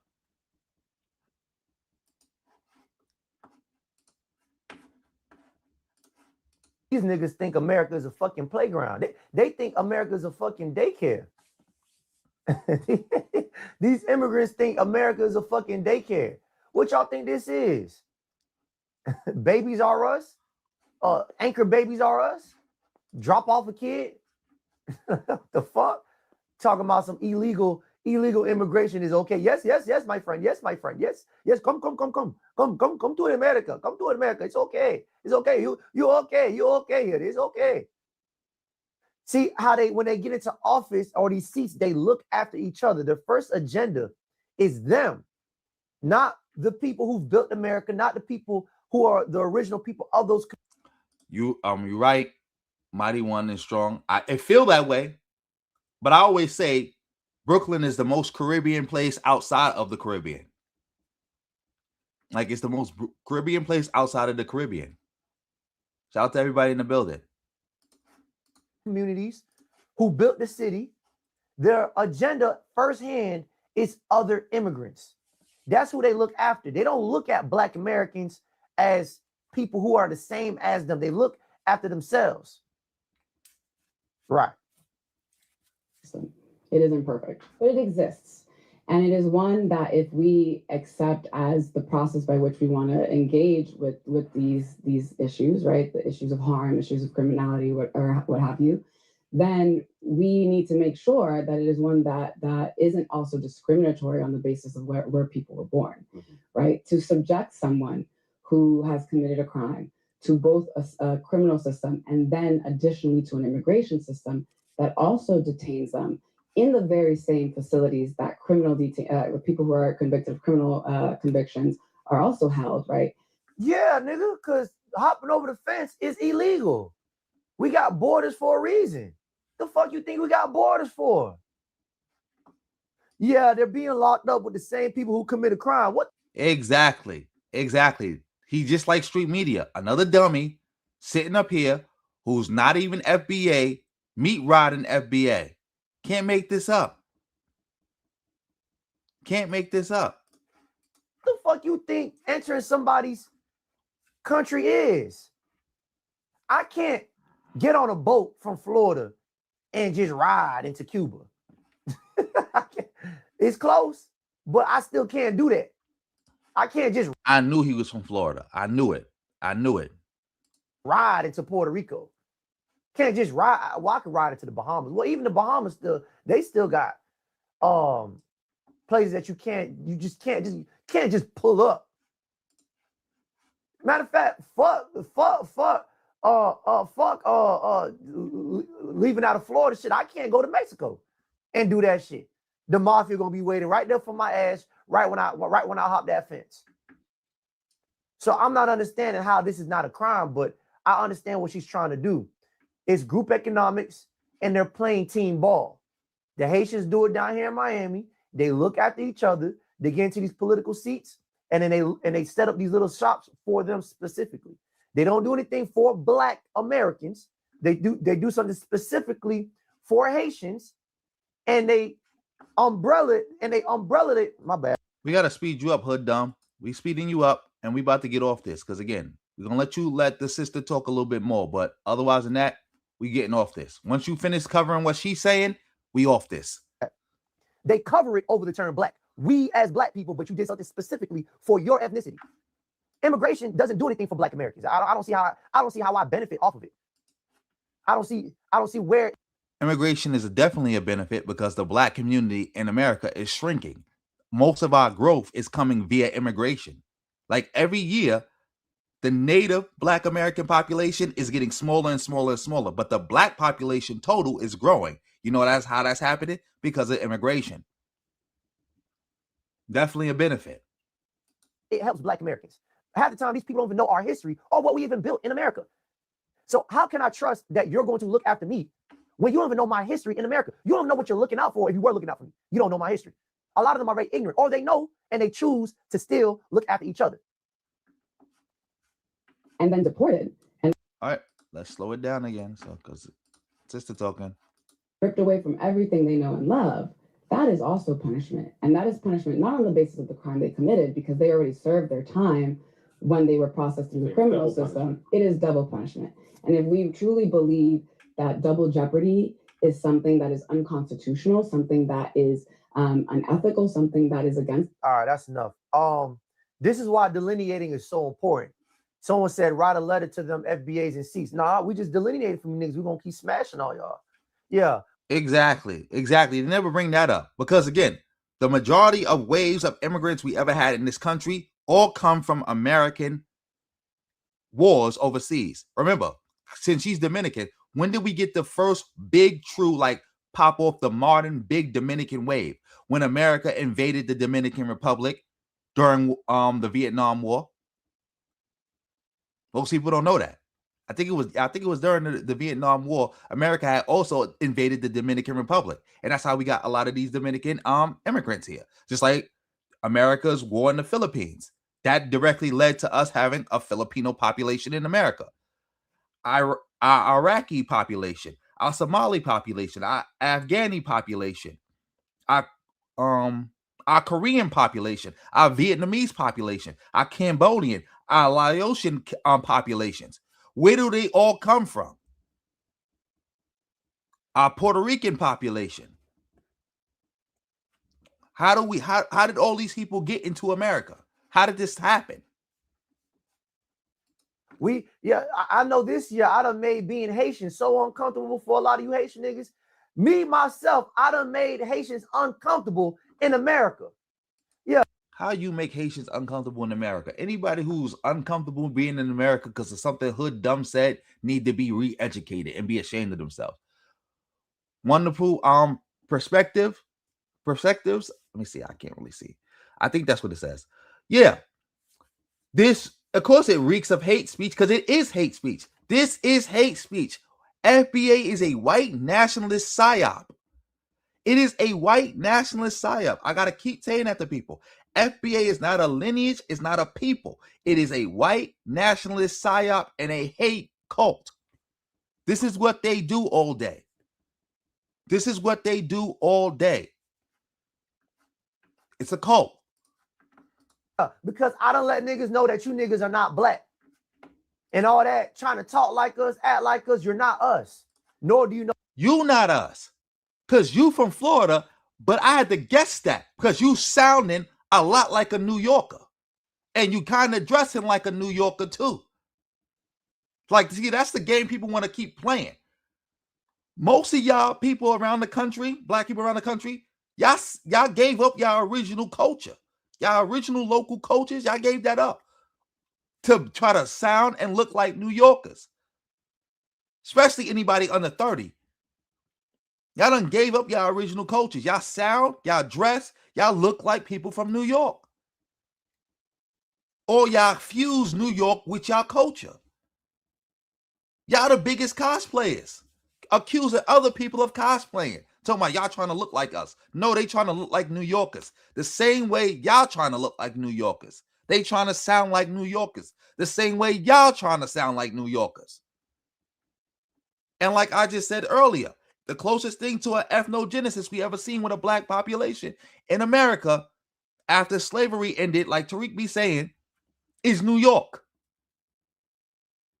We different from the rest of y'all in New York. In New York, we different from the rest of y'all around the country. Which y'all trying to sound like us, y'all trying to talk like us. Again, 75% of what people think as blackness and cool that people trying to copy all around the world comes from New York. So I don't know why with all this cosplay and talk that people outside of New York is talking about. Oh, our history.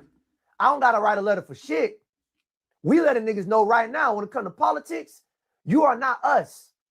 You may look like us, dress like us, put goals in your mouth, do all that, whatever. That's not your culture. Putting goals in your mouth was popularized in New York, and it came to New York via West Indians, because that's what they was doing.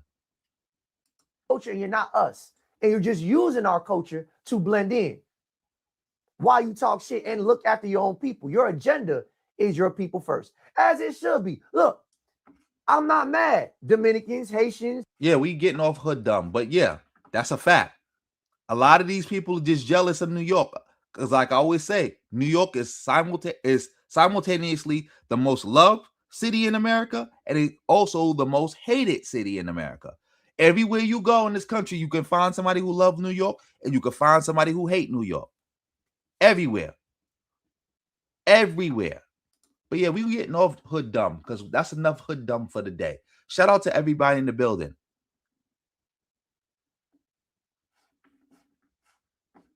Shout out to everybody in the building. We got to move on from this. Oh yeah, and speaking of,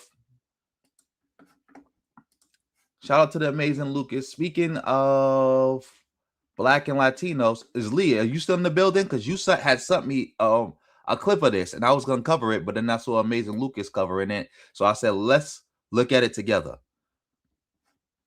Exactly. New York is the unofficial capital of America.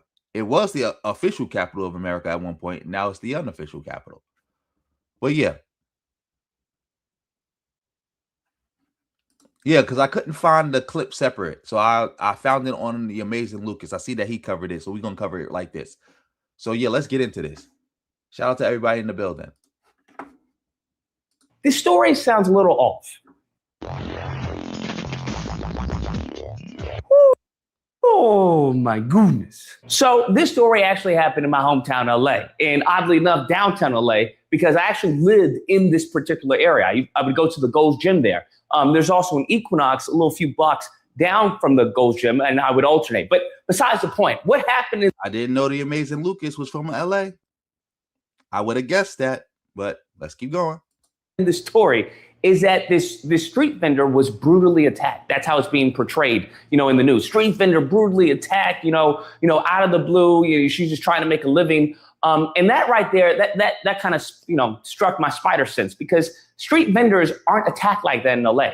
In LA, it's just a common occurrence, especially in downtown LA, of all places. You're not going to get a lot of people just attacking street vendors. But then the story gets a little weirder, because how it's been relayed is that the son of the street vendor that was attacked, he's saying that this Black woman approached his mom trying to extort money out of her and saying that, hey, she needed a permit. And then after that, she just started attacking her, right? Calling her, saying, go back to Mexico and stuff like that. This woman assaulted my mom at Avila, the street vendor shown in the video. She came up to my mom trying to intimidate her and extort her for money, telling my mom she needed a permit to sell in the street, which is not true. After my mom refused, she told my mom, go back to Mexico, and made some racist comments towards her, which I won't repeat here. She then grabbed a bottle of spicy sauce and poured it all over her hot dogs. Now, I'm not going to say it's not possible, right? I'm not going to say it's not possible, but I am going to say that is, extremely, extremely unlikely, okay? I'd say less than 1% chance of that being the case of why this altercation took place. Because I'm going with Amazing Lucas on this one. Again, like I saw about this story because of Lee. Shout out to Lee in the building. But I highly doubted that some black woman randomly went up to some Mexican woman for no reason. Mind you, it's a bunch of people there. So she just singled out this Mexican woman because there's other Mexicans selling there. So she went straight to this Mexican woman and said, hey, you need a permit to sell here. And if you don't give me money, I'm mad at you. Now go back to Mexico. And I'm just going to pour hot sauce on your stuff. That don't even sound real. I highly doubt it. Because again, if she was FBA, she would have been talking about all of them. She would have been like, "Oh, y'all need to get out of here. Y'all need to sell to stuff again." Because I saw the video. There's a bunch of vendors on the street. They all Mexican. She would have been like, "All of y'all need to go." She wouldn't have just said, "You need to go." And we know FBA is scared of Mexicans. They ain't running up on no Mexicans. That's another reason why I know she's not FBA. She's not a part of their hate code. If this had been like a black Mexican or a Jamaican doing this, then I'll more likely believe that it was an FBA member. But a FBA member going up to a random Mexican while they surrounded by Mexicans, talking about give me money, and if you don't give me money, you need to go back to Mexico. That don't even sound right. Listen, first off, when it comes to black people aren't going up to Mexican vendors talking about you need a street permit, okay? What are you doing in my neighborhood, okay? What do you have a street permit for that? That's not what's going on, okay? That's that's not what's happening. I would say anywhere in LA, black people aren't going up to street vendors checking them. Why? Because we service the street vendors, right? We get a hot dog, we get a taco. We there, especially when it comes to the weekends and everything. They got the street dogs, so we're not trying to upset their business because we actually go to their business, right? So I don't get this whole concept of, oh yeah, where's your permit? That sounds like some, non-melanated behavior, we'll say. Exactly, diasporian. Because like I said, I seen the area. When you watch the fight and watch everything, it ain't nothing but Mexicans there. She like the only black person there. Ain't no way a black person went to a bunch of Mexicans selling and went to one Mexican and said, hey, you need a permit to sell here. It would be different if they said she went to the Mexicans and said, y'all need a permit. But she singled this one Mexican woman out and said, you need a permit to sell here? And you need to give me money? So you need a permit to sell here, and you need to give me money. And because the Mexican woman refused to give her money, she said, you need to go back to Mexico and started being racist. Surrounded by all those Mexicans. Nah, that don't even sound right. Because there's no way. And again, if she was doing some racist stuff to a bunch of Mexicans, they would have all attacked her.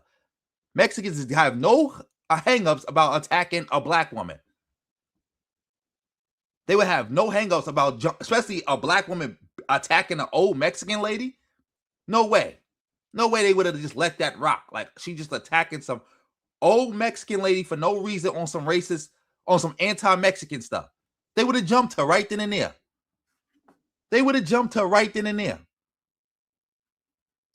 Exactly. They would have jumped her right then and there. No way. I'm not jacking that. Especially in LA.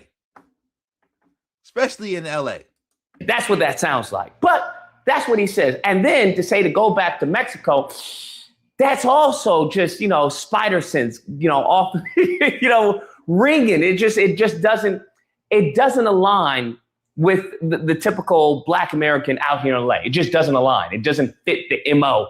Exactly, mighty and strong.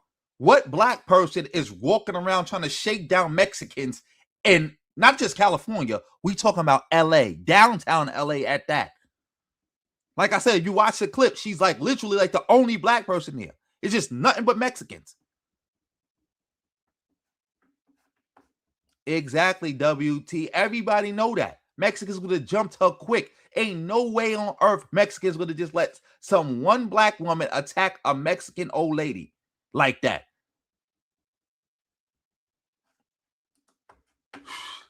Just be making stuff up.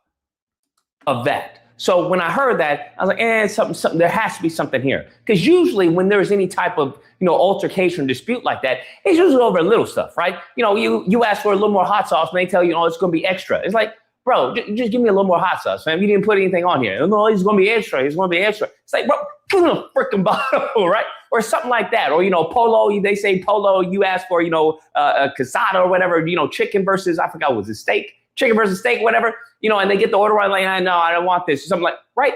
There's usually like a language barrier in like communication for your order or something like that. That's usually where the most, disputes come from. But from like, hey, do you have a permit? Huh? You got a permit? Yeah? No? You need to go back to Mexico, okay? Not likely. I lived in LA my whole life, bro. I know LA very much, all right? No downtown LA, not likely for this to happen. But let's say the benefit of the doubt. Okay, then we get into the whole altercation. The black woman seems to be pouring hot sauce on the hot dogs. And then the Latino woman, she like douses her with some type of powder. And that's it, right? You've asked for, for a can of whoop ass. That's what you ordered, okay? You Uber Eats a can of whoop ass. Damn. That being said, that you had this Uber Eats dude who was like, hey, maybe she was, had mental health issues because she seemed hot and cold, right? One time she was remorseful and the other time she would flip. Gutierrez says the woman appeared to have mental health issues or be under the influence given her bizarre behavior. She seems to be going between like different moods almost is what I saw, where she seemed apologetic at times and then would go back into that rage. I'm like, okay, that's more consistent with down. Yeah, that sounds like she probably was on drugs or she's just crazy. So again, I doubt this was anything racist or something like that, because again, like the guy just said, like she sound crazy. That's another reason why I know the son is probably making something up, because again, if it was like he was saying, they would have just jumped her. It had to be like, all right, she's on drugs, all right, this lady is crazy. It had to be something else. It couldn't have been no anti-Mexican nonsense. Downtown LA, you got a lot of mental health people down there. But they're usually very docile. I haven't come across any, aggro or a highly aggressive person that is just going to attack a vendor like that. I haven't come across it in that, like I said, I'm born and raised in LA, bro. But it didn't seem like she was off her rocker. It seems like there was something that happened before, some level of disrespect. I don't know what happened, but clearly there was some disrespect because she's showing disrespect by pouring hot sauce. Oh, yeah. I did a little research into this story, by the way, and they said that the black lady, she's actually, I forgot to bring this up, she's actually half Jamaican, half Puerto Rican. And she said the Mexican lady said something slick in Spanish that she didn't know that the black lady spoke Spanish because she half Puerto Rican. I heard that somewhere. I don't know if that's true. I didn't look into that claim, but I heard that's what popped this whole situation off. And that sounds more likely. That's why nobody jumped in to help her, because she probably said something crazy in Spanish, and then that's why they started going at it.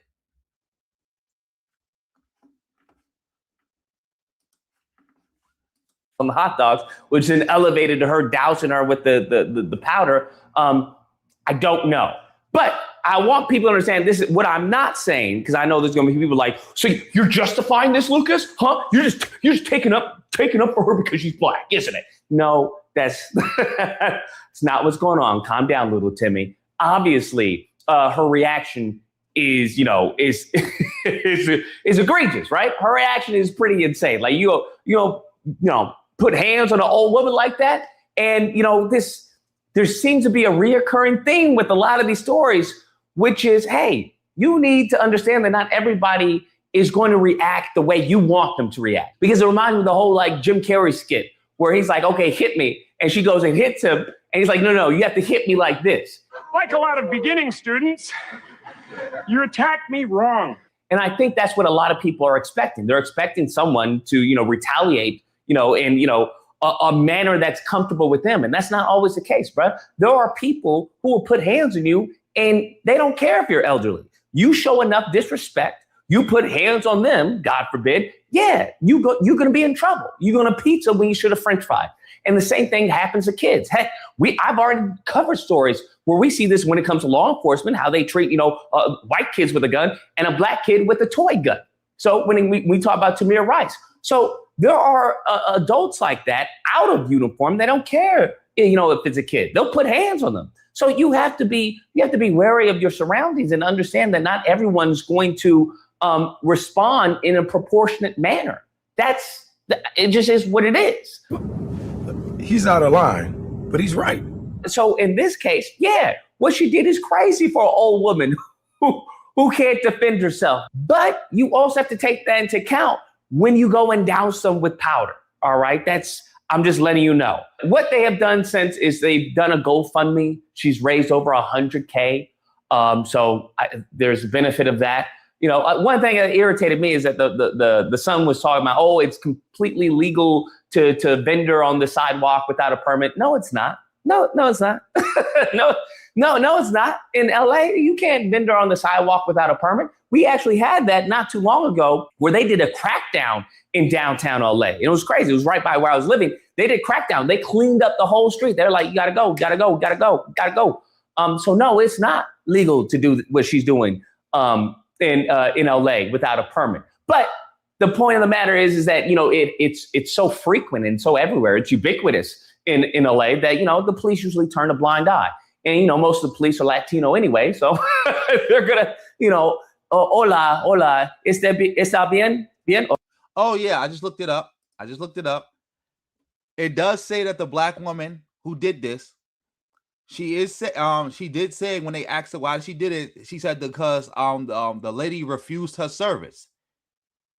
And she said that she was refusing her service because of her race. So she said that the lady did something Mexican, or a Mexican lady did something racist to her first. And that's why she poured the hot sauce and stuff on her food.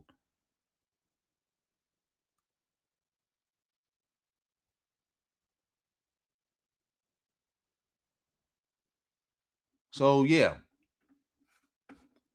So I don't know which one is true or not, but yeah, that sounds more likely to be true if you want to ask me.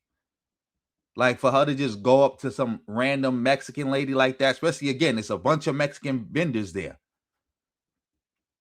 They most likely, if that son story was correct, they most likely would have just jumped her right then and there. They would have just jumped her right then and there. It's more likely the other story is correct, but who knows?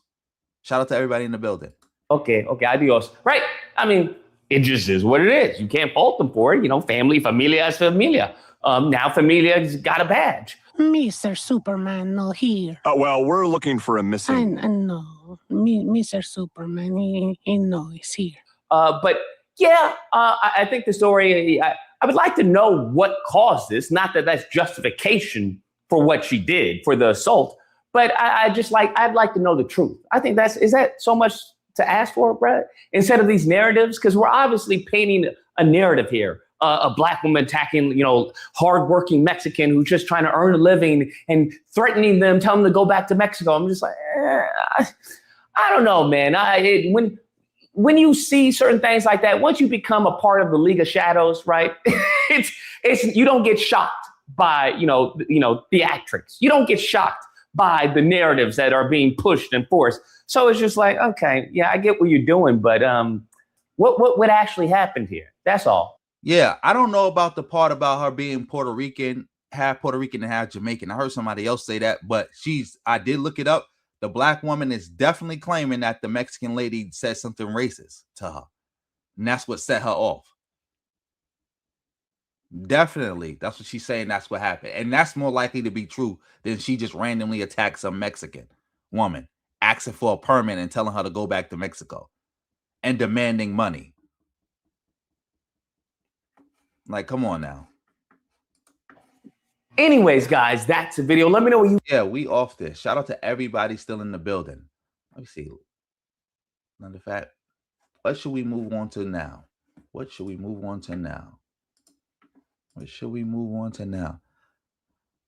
Let's look at Dennis Sterling. This bozo. Shout out to everybody in the building. Let's see what he got to say. I don't know what this video is about.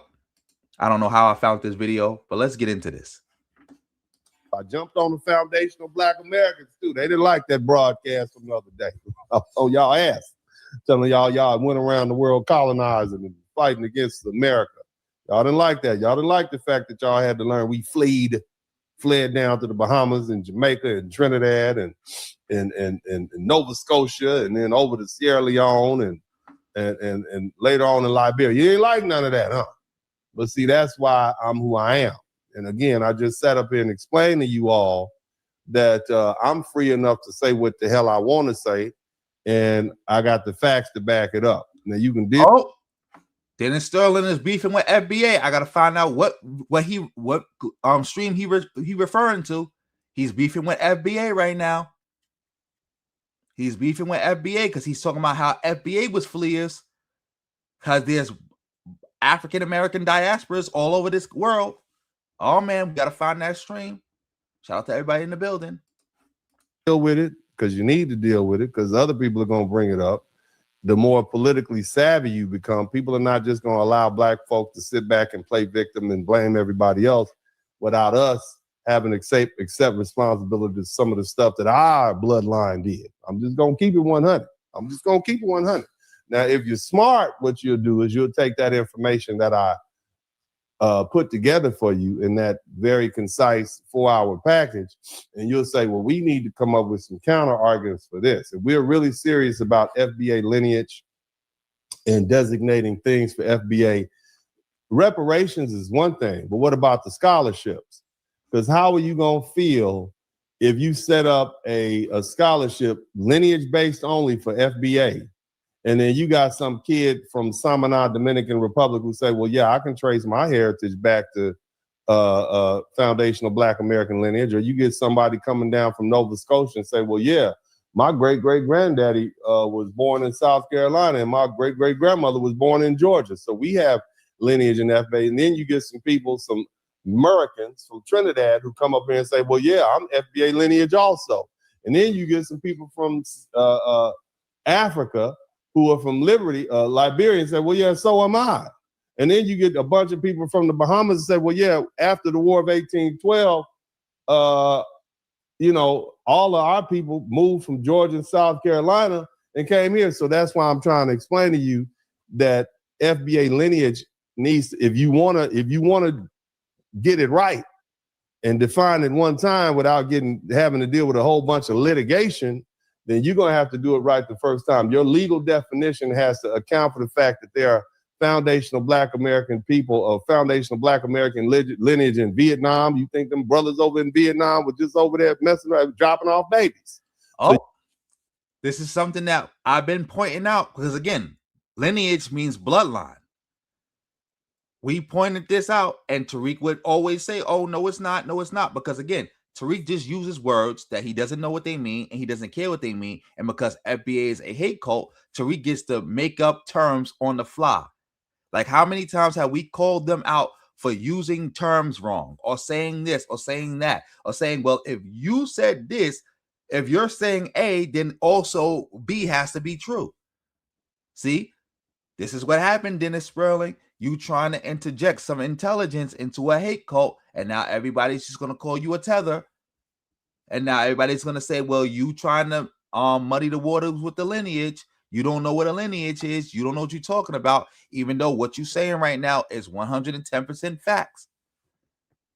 Because if you're calling FBA a lineage is what?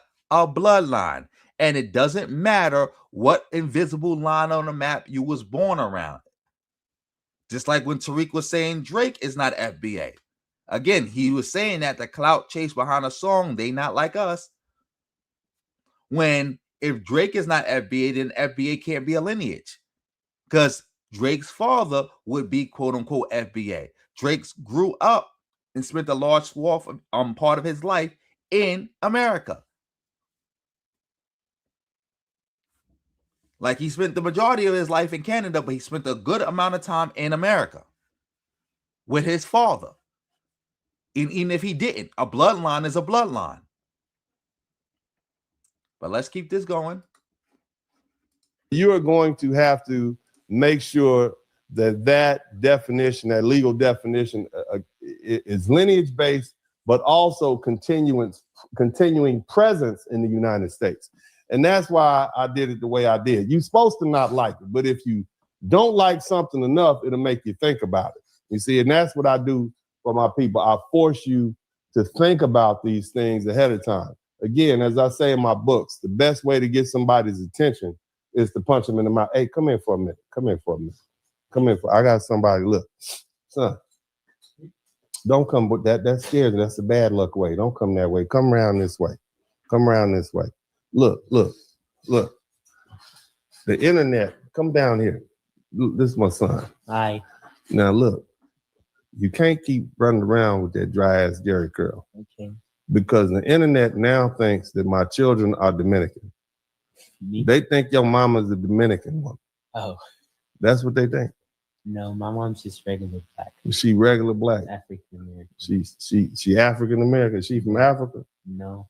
Okay. Where's she from? Well, don't tell them. These niggas is look her up. I tell them. His mama is from the Ninth Ward of New Orleans. Okay?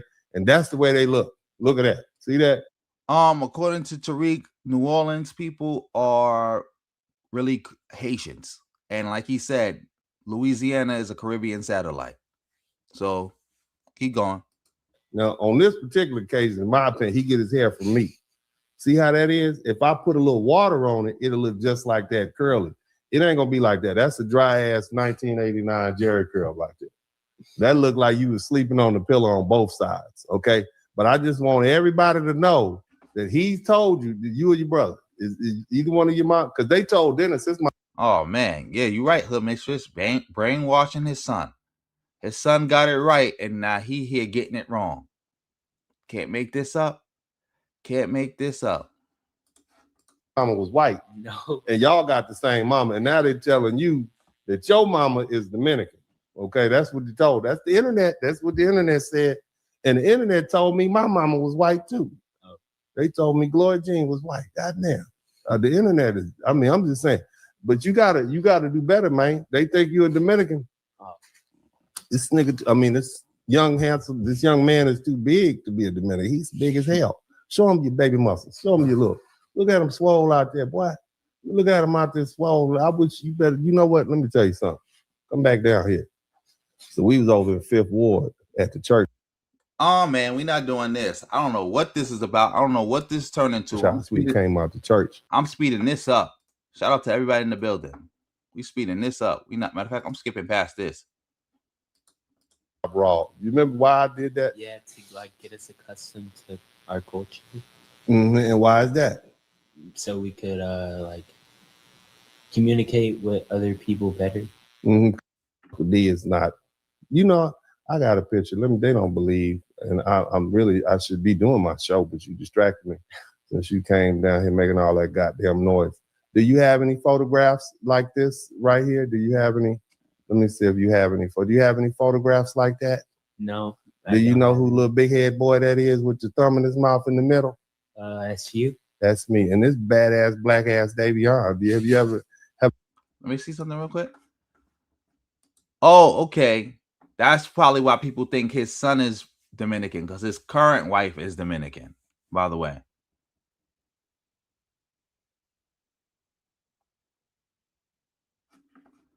Of course he's teaching his son how to be an idiot. He probably, no, so crazy. He probably told his son, like, listen, I'm going to bring you on. I'm going to need you to say a bunch of stupid shit because I'm teaching these stupid people stupid things. So, yeah, you're going to have to play along. Yeah, that's probably what happened, if you want to be real. Yeah, and this is more colorism crap. You definitely right about that. More colorism. But again, that's what FBA is about. That's what it's about. Matter of fact, I'm gonna finish this up. Have I ever told you about badass black ass Davion? No. Now, let me see, that's my grandma with the wig. Give me the good picture of grandma. Isn't it? Mm-hmm. Yeah, now I'd have whooped your ass back in the day, man. Square ass nigga. I'd have whooped your motherfucking ass back in the day just because you look like a square ass nigga. Okay, don't you ever in your life think, I don't care how many black belts. Okay, about none of that, homeboy. Wish you would run up on me. I'm a real boss pimp up in there. Black. Wish you wouldn't. He might whoop my ass. This is a killer. Let me tell you something. Roman got two black. He got, what you got? I have 2 black belts in Shotokan, Yeah, 2 in Kung scrapping. Fu, and 11 years of experience in Jiu This Jitsu. nigga scrapping ass motherfucker. Okay, excuse the language, son. You not an MF, but he whoop your ass. I done watch him whoop some grown ass men. I'm like, damn. Sometimes I'll be like, son, you okay? I love you. I love you, son. Broadcast, y'all. Let's go ahead and get this thing. Yeah. That was crazy. But yeah, I don't know why he just went off on that weird ass tangent. But let me see something real quick. Let me see if I can find this real quick. Shout out to everybody in the building. Since he want to talk about his family being from New Orleans and he want to be a Tariq Nasheed meat rider, let's see how he feel about this. Shout out to everybody in the building. Let me see. Am I? Dang. I can't even get to my screen. Let's get to this. This guy's a bozo. A dweeb. He's a dweeb. Let's see.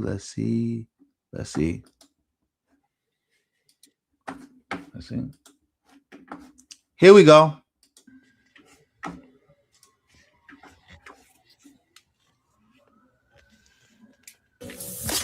You dig?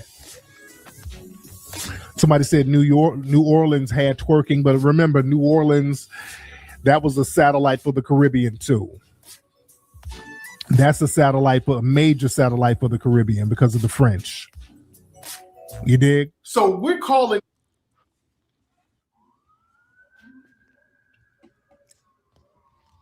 One more time. Here we go. You dig? Somebody said New Orleans had twerking, but remember, New Orleans, that was a satellite for the Caribbean too. That's a major satellite for the Caribbean because of the French. You dig? So we're calling.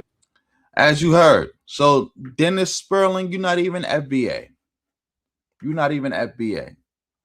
So we can get you up out of here. You're not even FBA. We don't need to listen to you non-FBA, to you talk about FBA, especially when you a non-FBA bozo. You are wannabe FBA, non-FBA bozo. Shout out to everybody in the building. Matter of fact, I think we could cover one more story before we end it. We could cover this one more story. This is something I just saw. This is the black. I forgot what his name is called. What is he? What's his name again? In fact, let me exit out of post. The Black Conservative Perspective.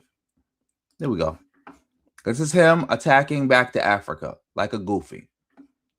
I don't know how this guy got 1 million subscribers, but hey, whatever. Let's get to this. Why giving money to Africa makes it poor. Oh boy. This is definitely an Asmongold video. Let's watch it. In the last 50 years. Yes, this is definitely an Asmongold video. Definitely. This is exactly something that Asmongold would want to see. Something that would justify people trying to not give it, blaming Africans for their own problems while leaving colonialism out of it and making it seem like, well, white people are not the problem. Or wait, white people are the problem because we keep taking care of these people. But yeah, let's get into this video. Over $1.2 trillion of aid money has been poured into Africa, more than the entire GDP of countries like Spain, Australia, or South Korea.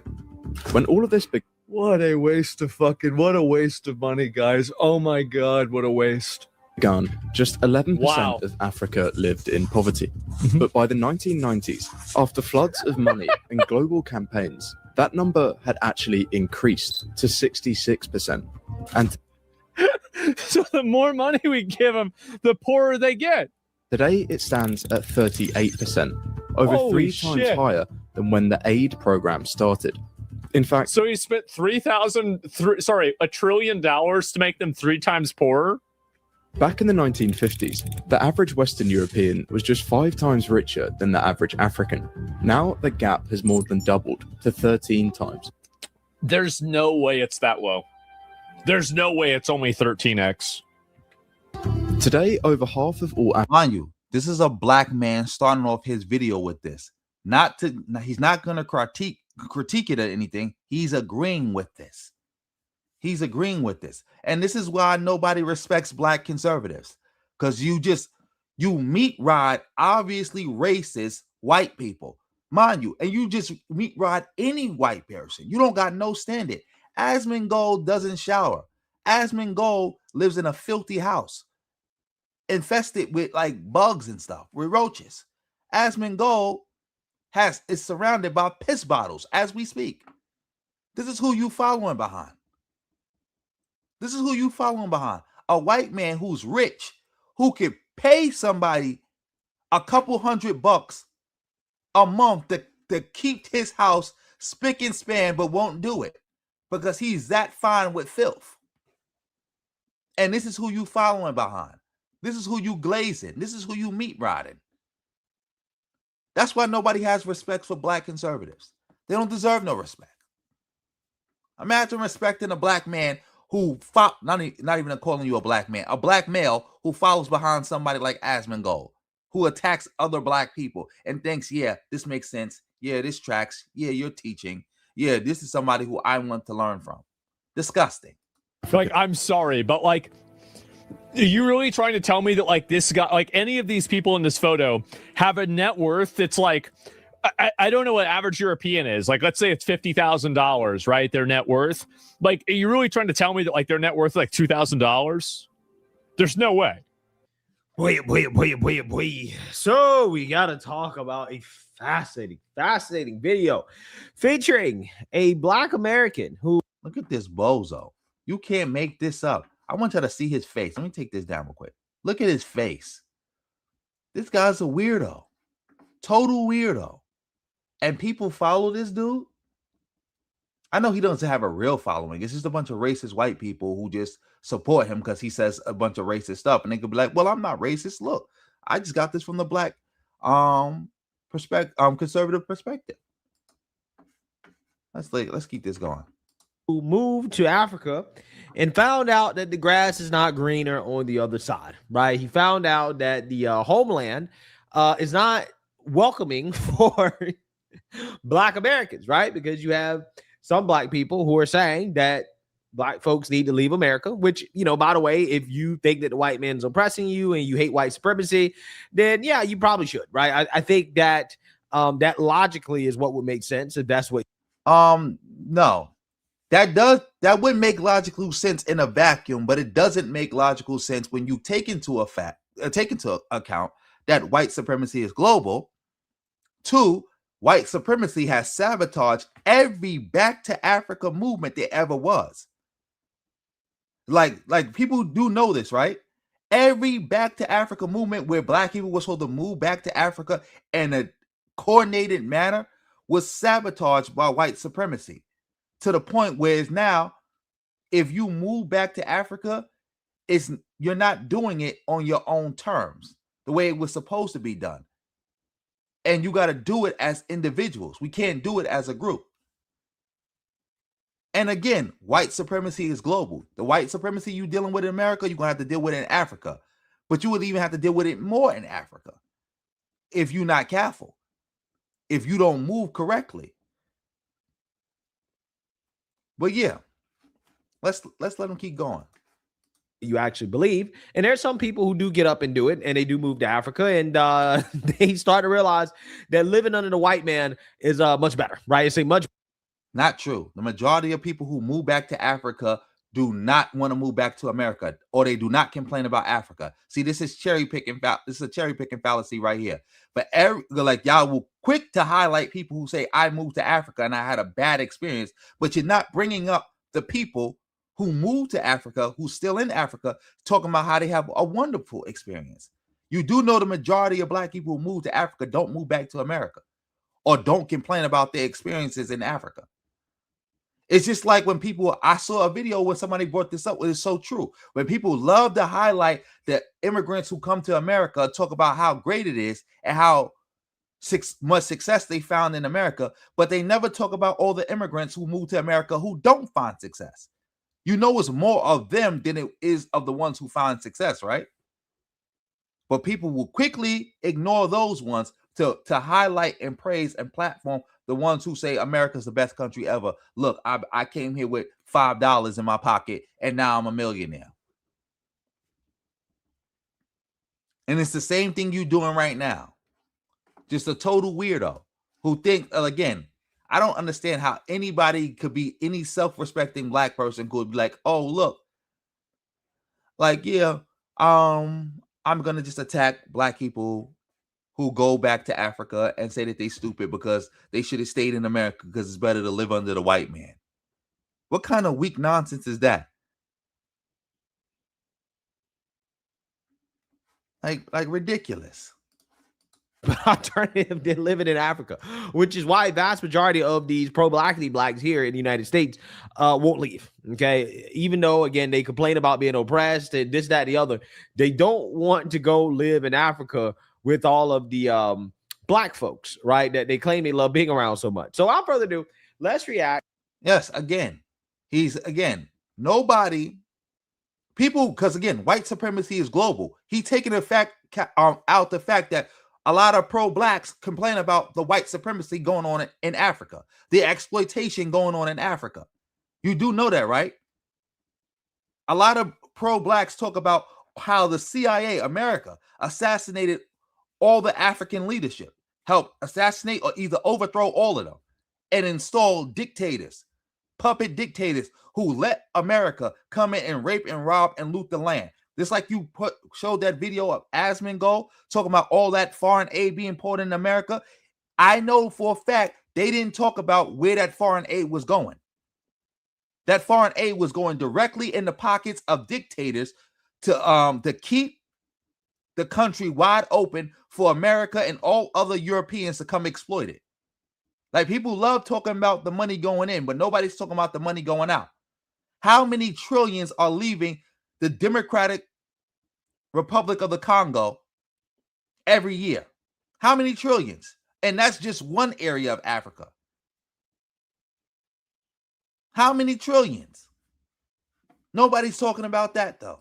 To this guy's experience and why living in Africa sucks for Black Americans, according to him. So without further ado, let's get into it. I've been living in Africa now for over 5 years. And in that time, I've seen waves of Americans come, but also go. And normally they're not leaving because they prefer living in America or they just hate living in Africa. Although sometimes that is the case. Oh, wait for a minute. Yeah, I don't believe nothing Asmongold says that come out of his mouth too. And bro, how you say your name though? Because I want to salute you for sending me them jewels earlier. So yeah, how you say your name? Shout out to everybody in the building. And thanks to everybody for all the support y'all been sending. Typically they're leaving because of challenges that are just too hard to ignore. Let's kick this list off with reason number 1. So recently I met a Black American woman who's been living here in Uganda, and she owns some land here and has been hiring locals to help, develop it and build it. She's paying them more than they would earn if they work for other people in the area. She is paying them on time, which is super, super rare here in Uganda. And then number 3, she hires like local women in the area to cook for the employees so that they can eat while they're working. The workers keep stealing from her. They take the tools that she buys and they go to town and sell them. She buys 10 bags of concrete, but somehow only 6 of them end up on a work site. So now she has to watch everyone like a hawk. This brings me on to reason number 1, why many Black Americans leave Africa is, they feel like they're at a constant disadvantage. Most Africans that I've met believe that Black that happens everywhere. If anybody who worked in construction, if you know, stuff is constantly going missing. There's constant cost overruns. People are constantly stealing off the work site. Sometimes it's the employees, sometimes other people coming up there stealing. That's just something you got to deal with. If she was doing that same business in America, she would be dealing with that in America. That's something that's constantly happening. Shout out to you, WT, for the fire emojis. Exactly, Damu Dino. Never.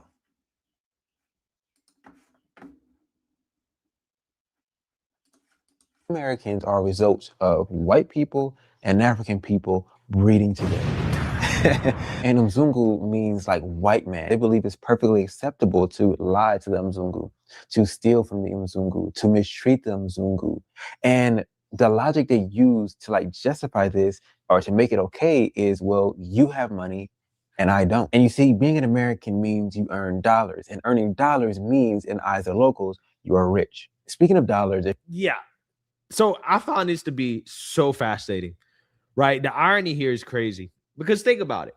What he's saying is that over there in Africa, they basically see Black Americans the way that Black Americans see the white man here in the United States, right? You guys know all the excuses they make for why is it okay for Black people to commit crimes? Why is it okay for Black people to murder? Why is it okay for Black people to steal, right? To loot stores, to do whatever Black people want to do, right? Regardless of the law. The excuse is that, well, see, Black people are oppressed and that the white man is rich and, you know, they can afford it, right? They can afford to have Black people steal for them, right? And it's hilarious because Black people experience the same mentality in Africa from the locals, right? They think that the Black people that go to Africa are like the white man, right? That Black Americans are a result of breeding with white Americans, right? White people and Black people breeding together, and therefore Black Americans are basically considered white to be quote unquote rich. And because they're rich, right, it's okay to steal from them, right? And that makes it harder for Black Americans to go to Africa and to start a business or to establish any type of legitimate infrastructure, anything like that, because you get stolen from. You get stolen from.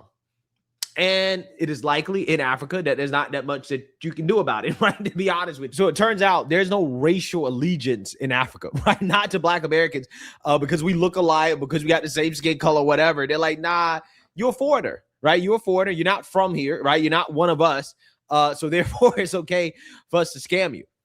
Again, it's just pretty funny how that works. But yeah, I mean, essentially, Black Americans are trying to establish that type of society here in America. Right. And we can see where a lot of these people get. Why this nigga keep giggling like a little hoe? And on top of that, again, this is just one person. This is just one person. Like, again, I'm with you on this one, Diasporian. I just feel like this is just mainly lies. And even if there is some truth to it, this is not universally true. Because like I said, the majority of people who move to Africa stay in Africa. The majority of people go visit Africa and come back don't got no complaints about Africa. Like, I think he's blowing this out of proportion. No, I don't think. I know. But yeah, let's keep this going. Get it from Egypt, a country I lived in for over 3 years. I have residency, I have a national ID, I got a motorcycle. I could go back to Egypt right now today and be overly sturdy. But where I am right now in Uganda, I'm doing that whole tourist visa nonsense that I just told you about. Now, why would I leave residency to come deal with the tourist visa nonsense? Enough said. But I really do hate all of that like tourist visa nonsense. And so I decided to have a sit-down conversation with a high-profile immigration lawyer here in the country. And the biggest takeaway from the meeting is that I qualify for one visa, which is the business visa, and it comes at a cost of $7,500. Now, that same week that, we had the meeting, as I'm thinking through, what do I want to do? We had a 16-hour power outage in my area. So that brings me on to reason number 3, why many Black Americans decide to leave Africa, and that is there are better options. You see, of course, I'm not going to pay $7,500 for a piece of paper that lets me stay in a country that doesn't even provide me with stable electricity. What you end up doing is you look for other options in other countries, and you find that there's way better options. For example, in Paraguay, all I have to do is go there with a birth certificate, go there with a background check from the FBI, and they're going to issue me a 2-year temporary residence permit. And after those 2 years, I get a 3-year residency permit. And after those 3 years, I'm able to apply for citizenship. If you want to get citizenship in Africa, you basically have to figure out how to walk on water, because you need to be doing miracles. And to make things even crazier, is like with these places that are offering you easy residency, easy citizenship, the malls are nicer, the roads are nicer, the quality of life is better. You can fly around the continent of South America for $50, $100 from country to country. The truth is, I'm in a very unique position in life. Yeah. So basically, what this guy is saying. Yeah. So basically, this guy is just basically a tour. Somebody who's basically here to sponsor. I'm not saying basically being sponsored by.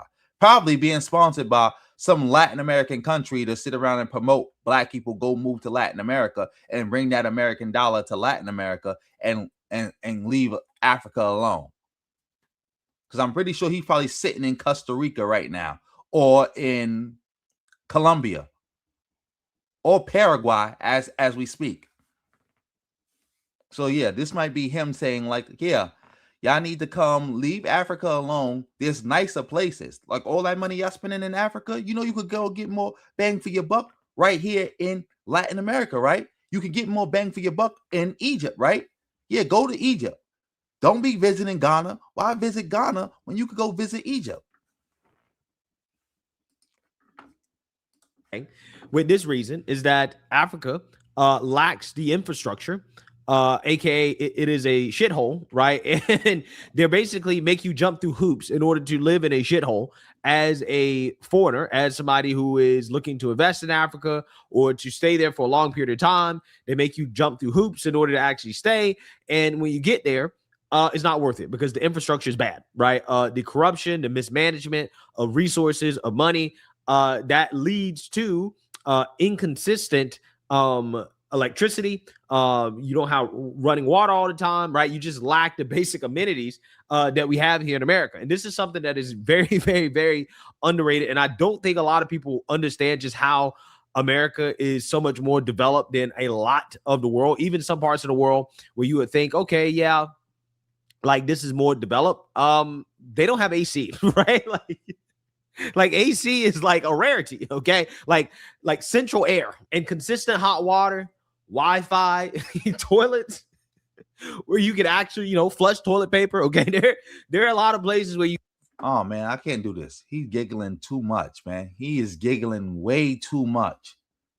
You can't flush toilet paper. The first time I had to use the bathroom and throw the toilet paper in the trash can, it freaked me out, right? I was like, do I seriously have to put dookie paper in the trash can? What is this? I felt like a savage. I was like, people can't live like this. Like, people are not really living like this, okay? Well, you have to throw nasty dookie toilet paper in a little bucket beside the toilet because the plumbing can't handle toilet paper, right? It can't handle toilet paper. But yeah, that's how people live. Washer, dryer. Wait, time out. We got some support. Shout out to JP Perkins in the building, coming through with the 5. You said this, the black guy's talking. He's Eddie. He's married to a Ugandan woman, and he always promotes moving to Africa. So maybe this bozo, Black Conservative Perspective, is misrepresenting him. Because you know how you can edit somebody's video and take it out of proportion and you can misrepresent what they're saying. So maybe that's the case. Because again, I'll trust you on that. Shout out to you for the donation. Also rare. Okay. People still using clotheslines. They're, drying their clothes outside, right? It's a real thing. Okay. It's a real thing. And this is something that, again, a lot of people don't realize, how blessed they are to live in the United States. And the fact is that even some of the poorest parts of the country, we have these basic things like central AC, internet, consistent electricity, running water, hot water, right? I mean, a lot of people really take this stuff for granted. What we have, even in the poorest parts of the country, we have it consistently and we have it reliably. In most poor parts of the country, we have these basic things. But in some countries, and I guarantee you it's a lot of these African countries where this is true, yeah, you can live in the middle class or even the upper middle class or rich parts of the country or the town or whatever, the city, And you're still not going to have consistent electricity. You're still not going to have consistent internet, consistent hot water. You're still not going to have those consistent and reliable basic amenities that we have here in the United States, even in the poorest parts of the country. And that's why a lot of people don't understand. They really don't realize that when you go to a place and you live there for an extended period of time, I'm talking about like longer than a couple of months, right? You really get to understand how people live. And as somebody that has money, right, as an American over there, you can't escape some realities, okay, of just bad, shitty infrastructure, right? So that's basically what this guy is talking about.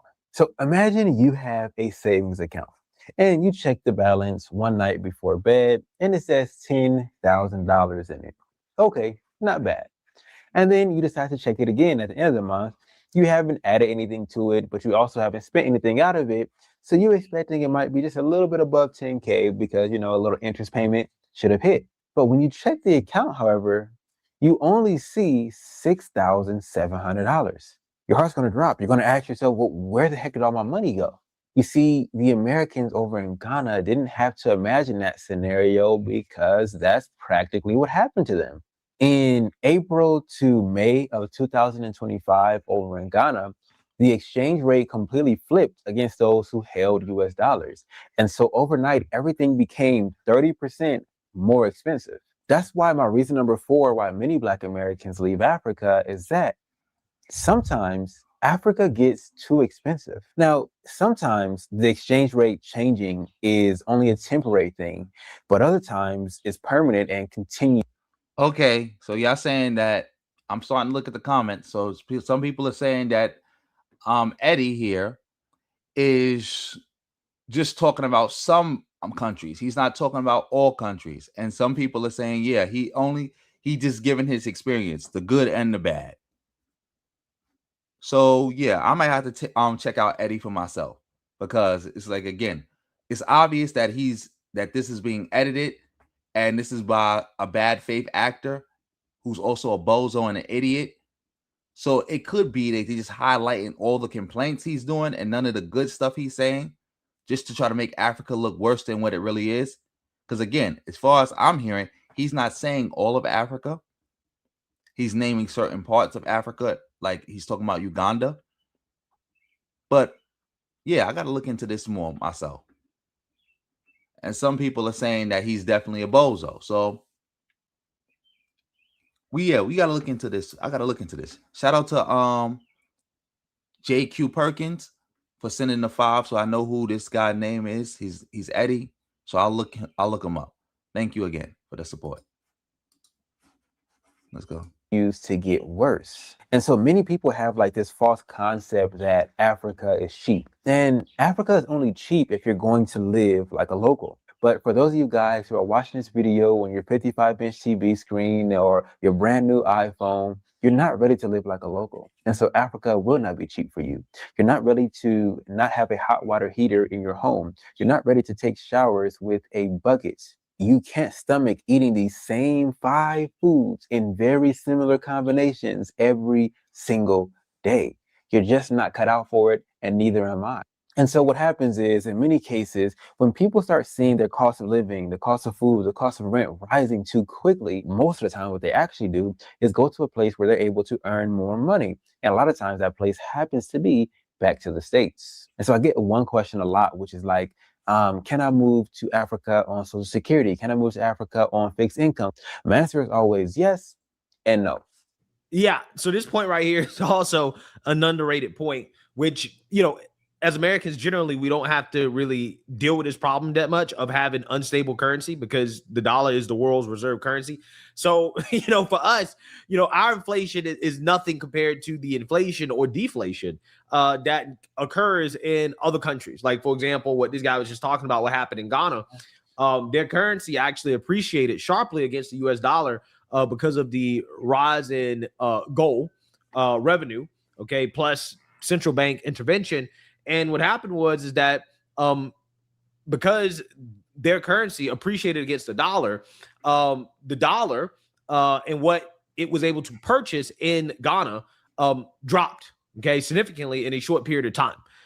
And because of that, if you're a foreigner, okay, you're saving in US dollars, your cost went up quite a bit, right? You lost a whole lot of purchasing power almost overnight, okay, very, very, very quickly, due to the fact that the currency of that country is unstable. And if you can't pay for things in US dollars, but you're saving in US dollars, then you're subject to the swings in either way, right? In either way, whether that be the local currency appreciating very quickly or depreciating very quickly, doesn't matter. It's the fact that it's not stable. It's not economically stable. And when you have economic instability, that also can lead to political instability, the crime getting out of control. It can lead to unrest, chaos. Again, you already talk about the infrastructure not being reliable. These are the things that you generally have to worry about, right? So again, I don't find it surprising that these people move to Africa and they find out, oh, wait, the grass is not green on the other side, right? Just because I'm black in a country of no white people,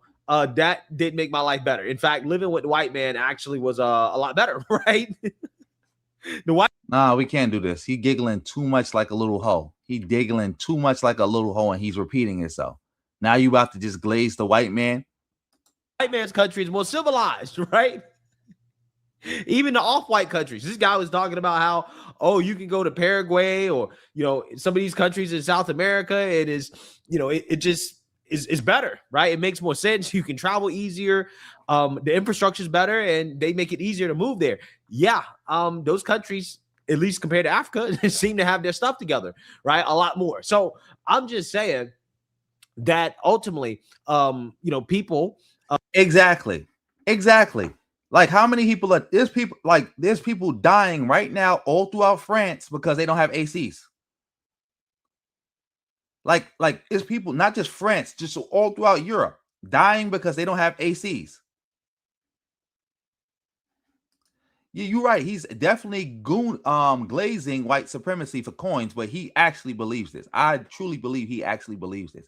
He's actually stupid. He's actually a white supremacist glazer, and he believes it. He's not just doing this for money. If he didn't get a dime, he would still be talking like this. You can tell by the way he looked. He would be talking like this even if he got no money. If he got no money. Like, this is just ridiculous. Like, all this hate for Africa? Like, really?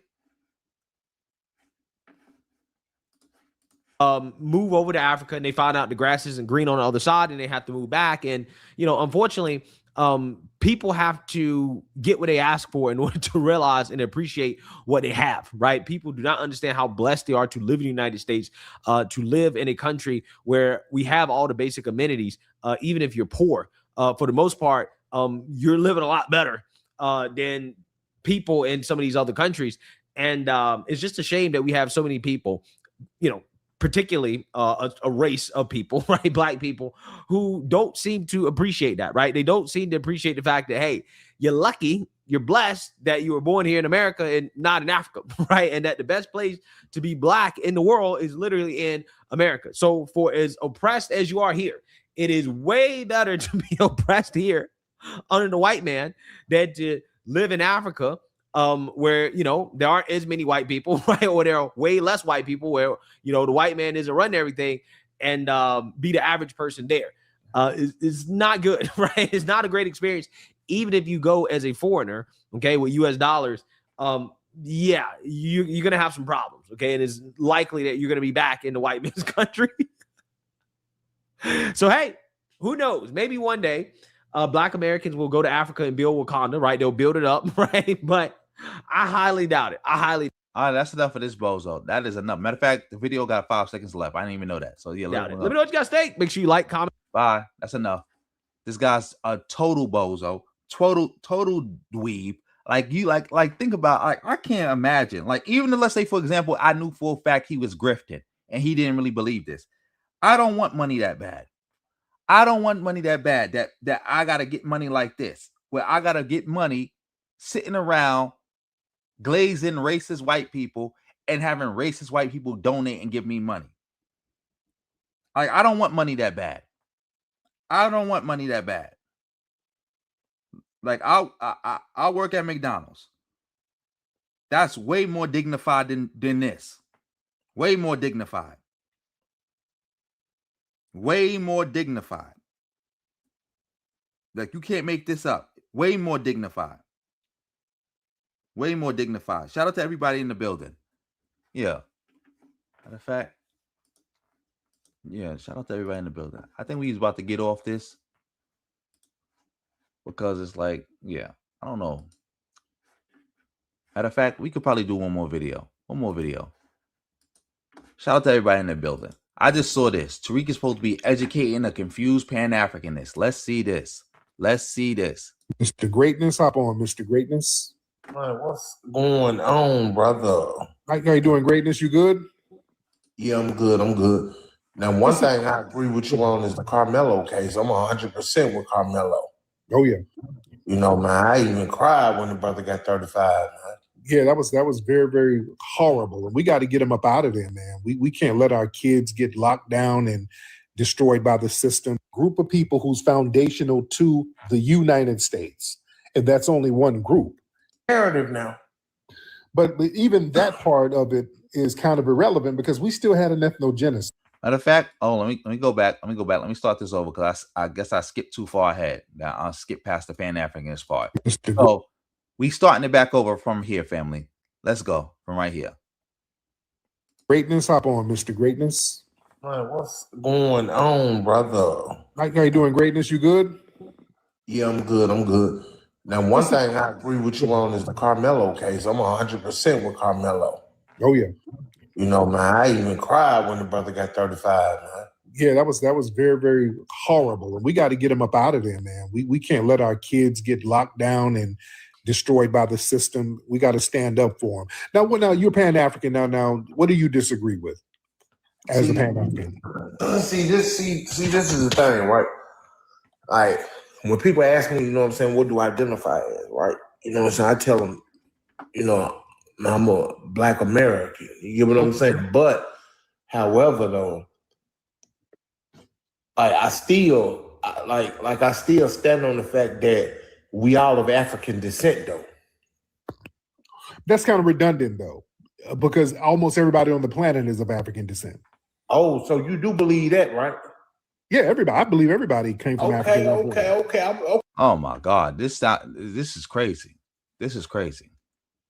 Like, this is crazy. Like, so again, Tariq, what is your point? What is the point being made here? But I'm gonna let them talk a little bit more because maybe I'm cutting them off too fast.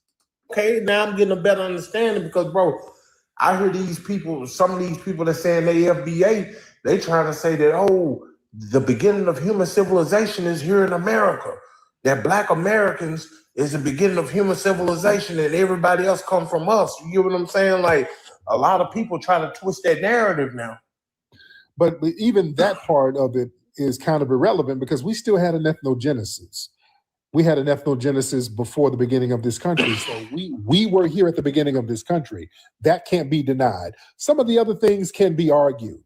All right. Some other things, the origin of civilization, there's an argument there, but there's not an argument to the fact that there was a group of people who's foundational to the United States. And that's only one group. And that's us. That's either true or not true, right? Now that not true. Not true. Not true. Not true. Well, yeah, keep going. Now that part there, yeah, because see, I know that as well as the, you know, transatlantic slave trade, I know that there was some Black people that was already here way before the the Mongolian people or whatever travel. Oh man, I'm not doing this. This is some fake. Again, Tariq, did you pay this dude to say he was a Pan-Africanist? Because he's just agreeing with everything you're saying. He's agreeing with everything you're saying. So did you pay this man to come up here and agree with everything you're saying? Inquiring minds want to know. Shout out to everybody in the building. From the Bering Strait to come here? Right. So yeah, I'm already, yeah. I'm hip to that, right? But now let me ask you this. Now, where's your lineage from? Do you have any immigrants in your family down the line? Man, I'm gonna say this, right? What I know about my family, right, is that, you know, I'm descendants of slaves. You know, that's what I do know. From the Caribbean or the continental U.S.? from the continental U.S. So you can trace somebody back to a plantation here? Yeah, no doubt. My grandmother, my grandmother, right, on my mom's side, she was 94 years old when she passed away, right? And she passed away in 2012. So if she was still living right now, she'd be 105. Okay. Now, her granddaddy was 8 years old when the slaves were freed. Okay. You know what I'm saying? So yeah, no doubt. So I'm jacking what you're saying, WT. This sound like a fake caller to me. So that would make them foundational to this country. They're foundational. Yeah. Okay, I understand what you're saying.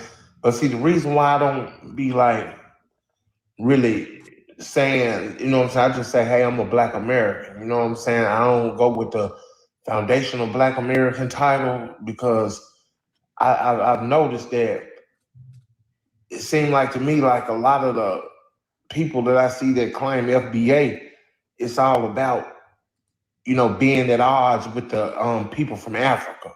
You get.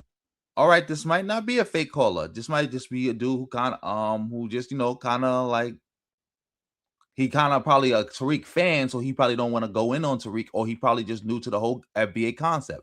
Let's let him keep talking. You know what I'm saying? And the people from the Caribbean. Okay, well then you shouldn't claim Africa because they're at odds with everybody over there. If that's your argument and your logic, they're at odds with each other over there in Africa like crazy, more than us. We ain't bopping each other upside the damn head. You want to see some people at odds?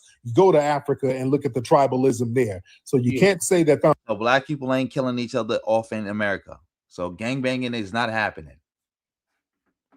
Like we're not just killing each other off in America. Let's go. Foundational Black Americans are always at odds. We ain't bopping people upside the damn head.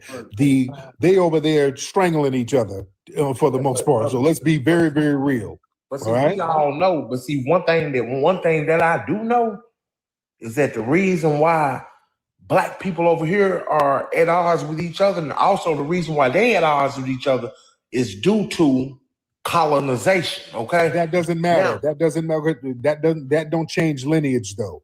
How did that don't matter? So if Black people in Africa being at odds with each other is a result of colonization and that don't matter, then Black people committing crime in America because of white supremacy, that don't matter. Black people gangbanging, killing each other, that don't matter. Racist white people controlling the industry to promote bad images to Black people, that don't matter. That don't matter. That don't change nothing. That don't change nothing. Racist laws, that don't matter. Who cares? Black people living under white supremacy, that don't matter. That don't change nothing. Keep going. When we talk about foundational Black American, it ain't got a goddamn thing to do with your ideology. Most foundational Black Americans are cool. It's 49 million foundational Black Americans. You ain't got to put on an FBA. Wrong. FBA is a hate cult. You only FBA if you claim FBA. That's one thing. Like that's a term you just made up and you own. Also, there are not 49 million people who would even qualify as being quote unquote FBA. There's about how many? There's about 33 million people and shrinking. 33 million and shrinking. That would be the amount of people who would qualify to be quote unquote FBA if it was real. 33 million and negative. T-shirt. It's not a damn group that you join or quit. You either are or you're not. That's why we make a distinction. There are people who are immigrants who are Black Americans. So when you say Black Americans, you're talking about Obama. You just heard it because people said I was lying when I said this before, when I said that foundational Black American and Black American is not the same thing. Not just because I know foundational Black American is a hate cult, but they are not the same thing for the same reason Native Black American and Black American is not the same thing. Because if it was the same thing, it would make no sense to put the modifier of Native there or the modifier of foundational there. Because if Black American is just Black American, why even put the foundational on it? I told people that. I'm happy Tariq just said that. We're going to bring that back. I'm happy I clicked on this video. Let's bring that back. Americans. You ain't got to up and put on an FBA t-shirt. It's not a damn group that you join or quit. You either are or you're not. That's why we make a distinction. There are people who are immigrants who are Black Americans. So when you say Black Americans, you're talking about Obama. You say Black American, Stephen A. Smith can claim Black American. You talk about Black American, Joy Reid is a Black American, technically, you understand? But we're not that. They're not of the lineage. So we put the foundation on it because that's a true definition of who we are. We are foundational to this country. That's a logic designation. So trying to regulate that to some personal issue that somebody might have with another person, that's disingenuous. You understand? Yeah, I'm listening to you, bro. Yeah. Now, have you been to Africa? Nah. Oh, okay. Now, how you what does Pan-African mean? Because people say I'm Pan-African, and people can't even define what it is. What is people can define what it is? You're the one who having trouble or pretending to have trouble. But let you keep talking. But I'm happy. Again, I'm happy I watched this clip because I was about to get off this stream. But I'm happy I watched this. You heard it for yourself. Tariq just said FBA and Black American is not the same thing. Foundational Black American and Black American is not the same thing. So I don't want nobody else coming to me accusing me of saying something wrong when I call Tariq and these other FBA bozos out for trying to use foundational Black American and Black American interchangeably, because they're not. Yeah. Pan-African, bro, just simply mean, man, that, I'm a Black man of African descent, right? Just like a Black Jamaican, you know what I'm saying? Or a Black Haitian, or, a Black man that might live in Asia, or a Black man that might live in, London or France or whatever. You get what I'm saying? Like, I don't understand. At the end of the day, because as a matter of fact, yeah, he making perfect sense. That is Pan-Africanism. Pan-Africanism, at its core, is just about race consciousness, recognizing yourself as Black and seeing other Black people around the world, no matter where they from, as also Black brothers, your brothers and sisters. That's it. Anything other than that is somebody's theoretical contribution, somebody's plan, somebody's organization, somebody's theory. Anything other than that. And like, for example, you can be a Pan-Africanist and not be a Garveyite. You can be a Pan-Africanist and not want to go back to Africa. Well, let's keep going. Though, at one point in time, you was with the Pan-African movement. You was with Dr. Umar, right?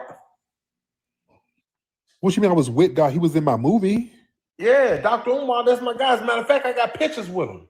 I got photos with Dr. Umar. I got pictures. I've been to Africa. I've been all over Africa. I ain't never been a Pan-Africanist though. Yeah. So like I say, man, like that's pretty much like the school of thought that I come under. Yeah, but yeah, don't put that on me because y'all can't really. You haven't even defined what Pan-African is. You're just like people of African descent. Yeah, but that don't make it. That's basically it. No, because everybody on the planet has some kind of African descent. You know what I'm saying? That don't make you a Pan-African. That's a lie. That's a lie. Like you trying to weaponize the out of Africa theory. And the funny part is, if the out of Africa theory is true, then you need to stop with the Aboriginal stuff. Because remember, the Aboriginal teaching is that the quote unquote Black natives in this country evolved here in America. They have nothing to do with Africa. Their ancestors never came out of Africa. None of that. None of that. So you can't push both. That's contradictory.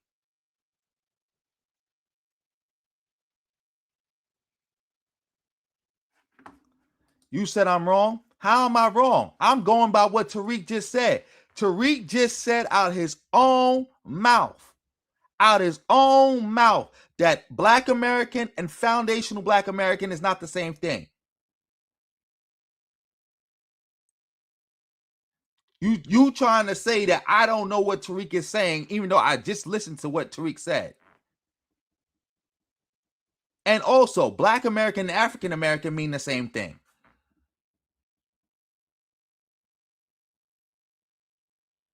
I'm not going off a slip of the words.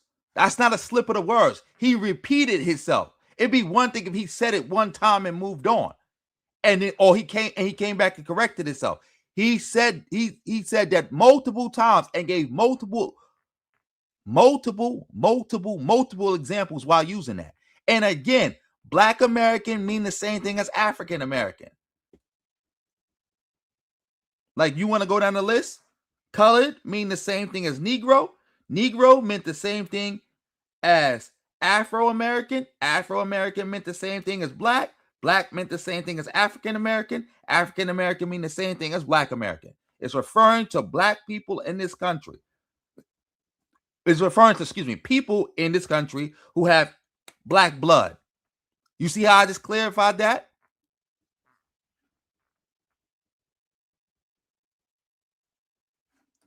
No, like I said, see, again, I said this is not the first time Tariq said this. See, you could only accuse me of misrepresenting Tariq again if this was the first time he said this. He has said this before. He has done whole streams about how Black American and foundational Black American is not the same. I know it hurts. I know it hurt that you just heard him say that. And now you want to create this fantasy in your head. But no. I know it hurts. I know it hurt. I know it hurt. Oh, shout out to Brandon for being a member for 2 months. Shout out to you. No. I got my kids with me. Like they out of school. I'm off right now, so I got them for like a whole week. That's why I'm pretty much streaming at night like this, super late at night like this. But I'm pretty much probably this weekend on Monday I'll be back to regular time. And shout out to you, Brandon, for being a member for 2 months.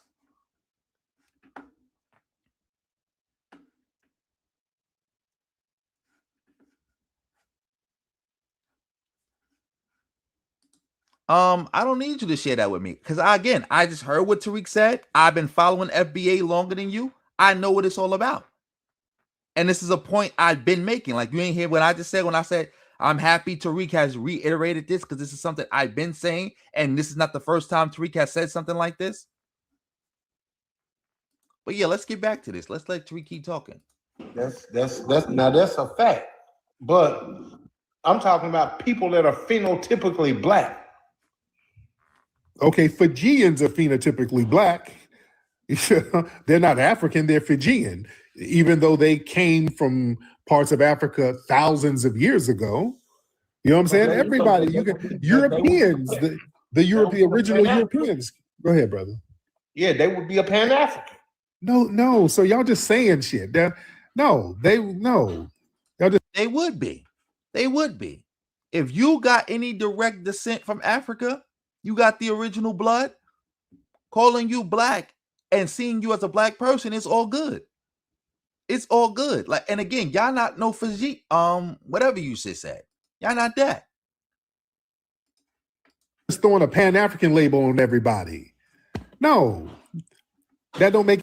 No, it does make sense. Anybody with race consciousness is a Pan-Africanist. See, that's the thing with y'all understand it. That's why I came up with the concept of big PA, little PA. Little PAs is just anybody with race consciousness.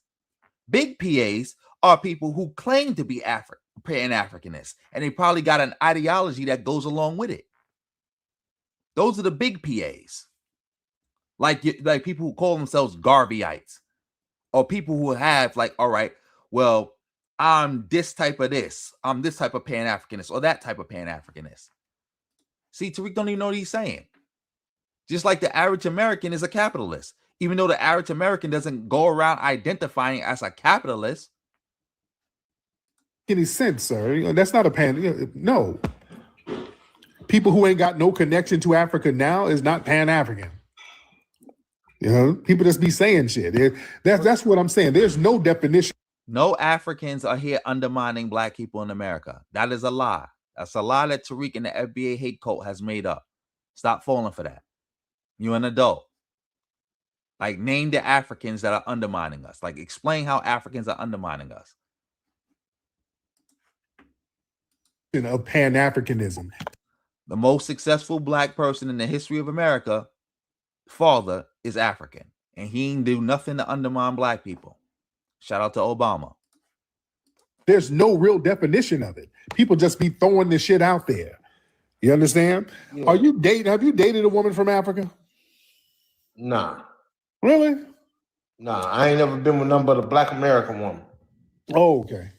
All right. I mean, you really. I'm talking about no Hispanic, no white woman, none of that. Straight Black American women. So you never dated a woman from there. You've never been there, only women I've been with in my life is all Black American. Okay, so you've never been to Africa, never dated a woman there, don't have any connections there. So what's the benefit of you being a Pan-African? Again, being a Pan-Africanist is not about a benefit. And you don't need to date nobody there. You don't need to want to go there. You don't need to have been from Africa to be a Pan-Africanist. And you're right, Mighty One and Strong. Tariq just said everybody's an African, but FBA is not African. This is what I said before the other day too, about all these bozos. They everything under the sun. Because if you let Tariq and them talk, they the original samurai, they the original Vikings, they the original Romans, they the original Greeks, they the original Hindus, they the original Mongolians, they the original Persians, they the original everything. They the original Aztecs, they the original Mayans, Inca, they the original Cherokee, they the original everything, but they not African. They the original everything, but not African. I mean, it's just like this though, right? The way I see it, bro, is this. You know, with people saying that they delineating and things of that nature, bro, I feel that that's doing the work of the colonizers, man. How You know what I'm so? saying? Because, like, let's be honest. You know, the colonizers want to see division, bro.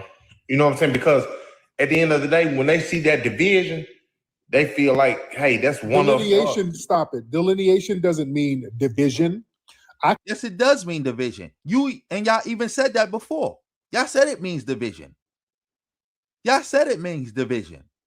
It's directly division. Because again, Black people have been on this land for 500 years. The first enslaved Africans brought to this land were brought here in 1526.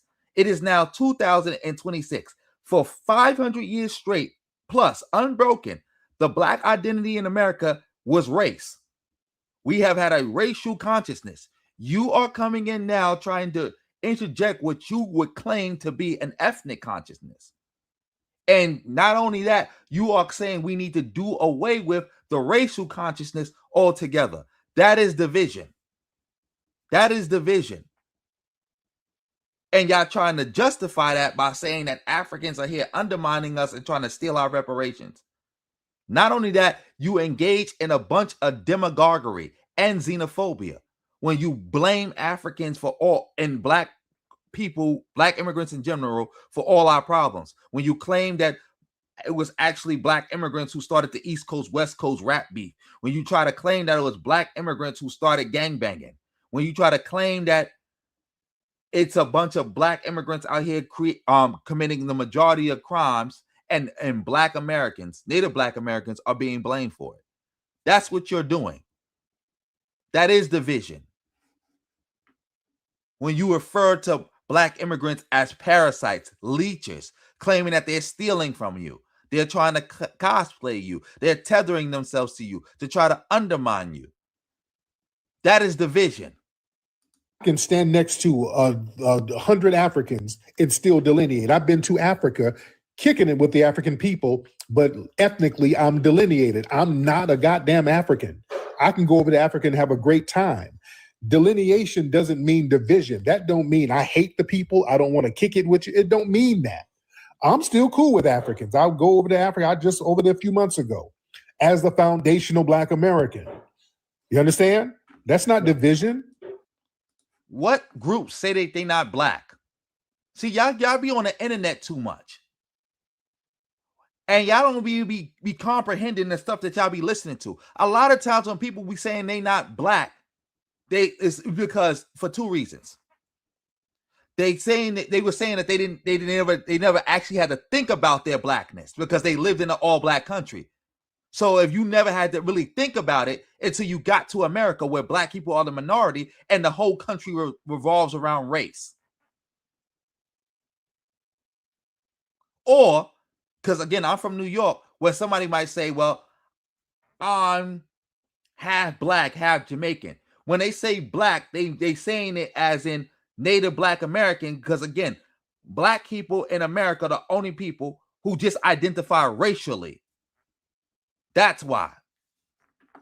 And you say, let me see, you say you just told me about your daughter. Let me see. Let me look up to this comment.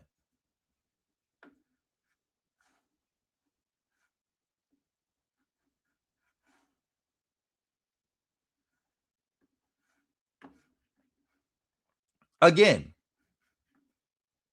you said that that's happening. I'm not even gonna say you lying, even though I'm you probably blowing it out of proportion. I will say that. But again, how do you know them kids is not saying that because they heard they've been listening to Tariq Nasheed and they just repeating after him, saying we not black because Tariq said we not black. How do you know that? How do you know? See, this is again. Now we in a position where you don't know who's saying what because you don't know who learned what from who. You don't know.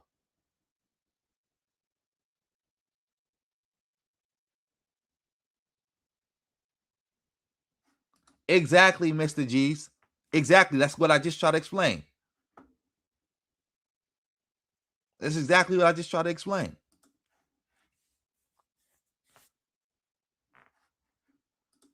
Yeah, I think there's some cap going on too, because that's too many different groups of black people. What school, where your daughter go to school at, that there's Nigerians, Jamaicans, and Somalians all at that school? And they all ganging up on her.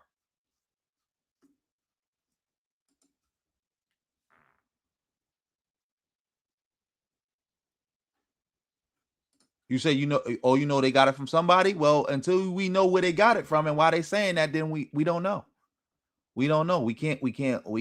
I can't do the speculating. See, you the one who brought that up, and then you saying you don't know. In Vegas, yeah, I can't attest to that. But yeah, we gotta move on. But do you feel that at the end of the day, right, when the smoke clears, that y'all are the same people? No, we're not the same people. And that's okay. We're different ethnically. We're not the same people. They're not the same people over there. That's why do you think they got a gazillion tribal groups over there? If you were the same people, they wouldn't have a gazillion tribal groups there. Right? I follow you. Right. Well, we're not the same. Ethnically, we got a different disposition. We're not the same. We are the same. Again, in America, we only deal with race. So we are the same. We don't, again, that don't got nothing to do with us. Again, why y'all keep bringing up other places? We talking about America. You're trying to delegitimize how we do things in America by pointing out about how other people do things other places. That's like trying to delegitimize the white identity in America by pointing out in Europe, they don't all just see each other as white. They don't all just see each other as white or talk about each other as white. They got smoke. Talking about, well, there ain't no such thing as white because don't you see that war going on between Ukraine and Russia right now? Don't you see that war? Don't you see that division? Okay. Don't you see the division in the Balkans? Don't you see all that division in the Balkans? Ain't no such thing as white. They not all the same. What that got to do with America? What they got to do with America? That's why we do things differently as an ethnic group.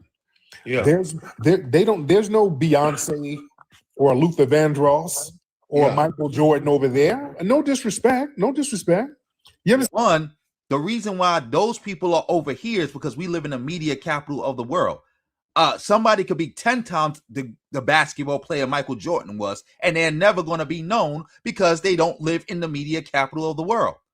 Just like I'm a New Yorker. New Yorkers, there could be people outside of New York. There was a time where if you didn't come to New York, no matter how talented you was never going to break out. You was never going to break out. So you had to come to New York. and you had to be accepted by New Yorkers to be seen as great. There was a time where the only great black people you ever heard about was New Yorkers. That was it. So you could have been 1,000 times more talented than black people in New York, and you could be from Mississippi, but nobody would have ever heard about you because you live in Mississippi, and New York is living the media capital of the world. Not just the country, of the world. Like in America. There could be a triple homicide right now tonight in Memphis, and people in Nashville probably wouldn't even hear about it, even though they're in the same state. Somebody could get slapped on a train tonight in New York, and the whole country going to hear about it. Because every news station is going to be like, well, today on the MTA, somebody got slapped up.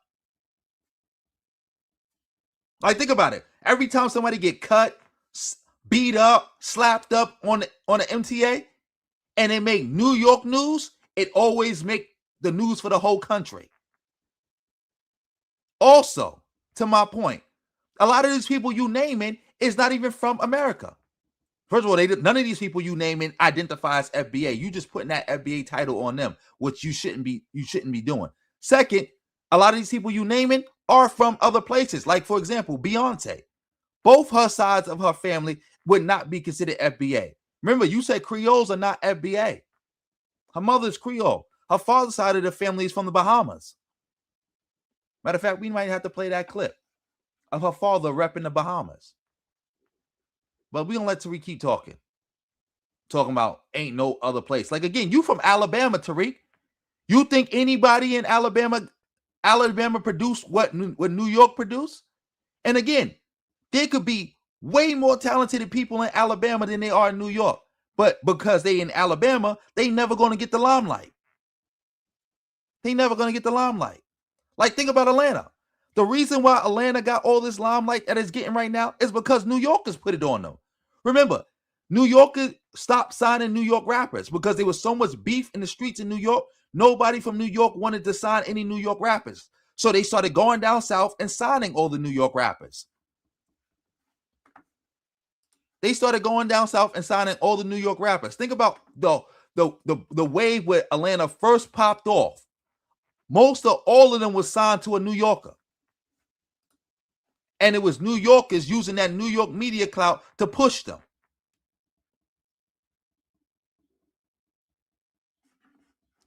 Exactly, WT. Everybody had to touch New York. Like I always say this. Everybody want to go to LA, but everybody has to come to New York. You have to.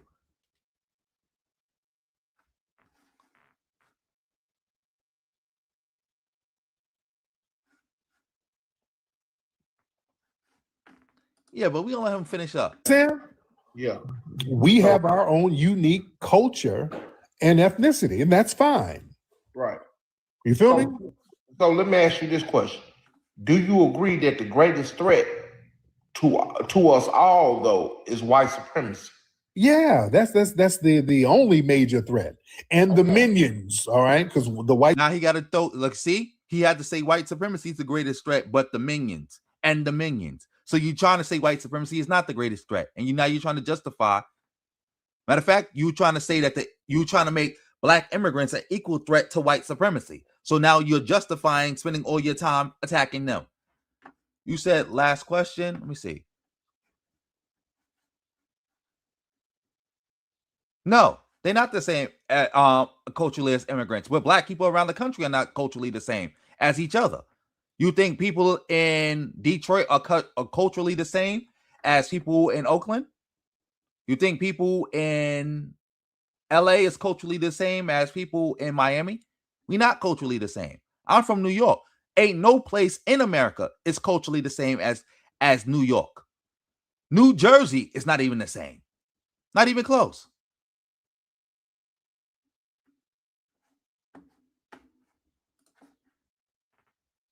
But at the end of the day is over. We all still black. That's all that matters. That's the first and foremost thing that matters. We all still black. That's it.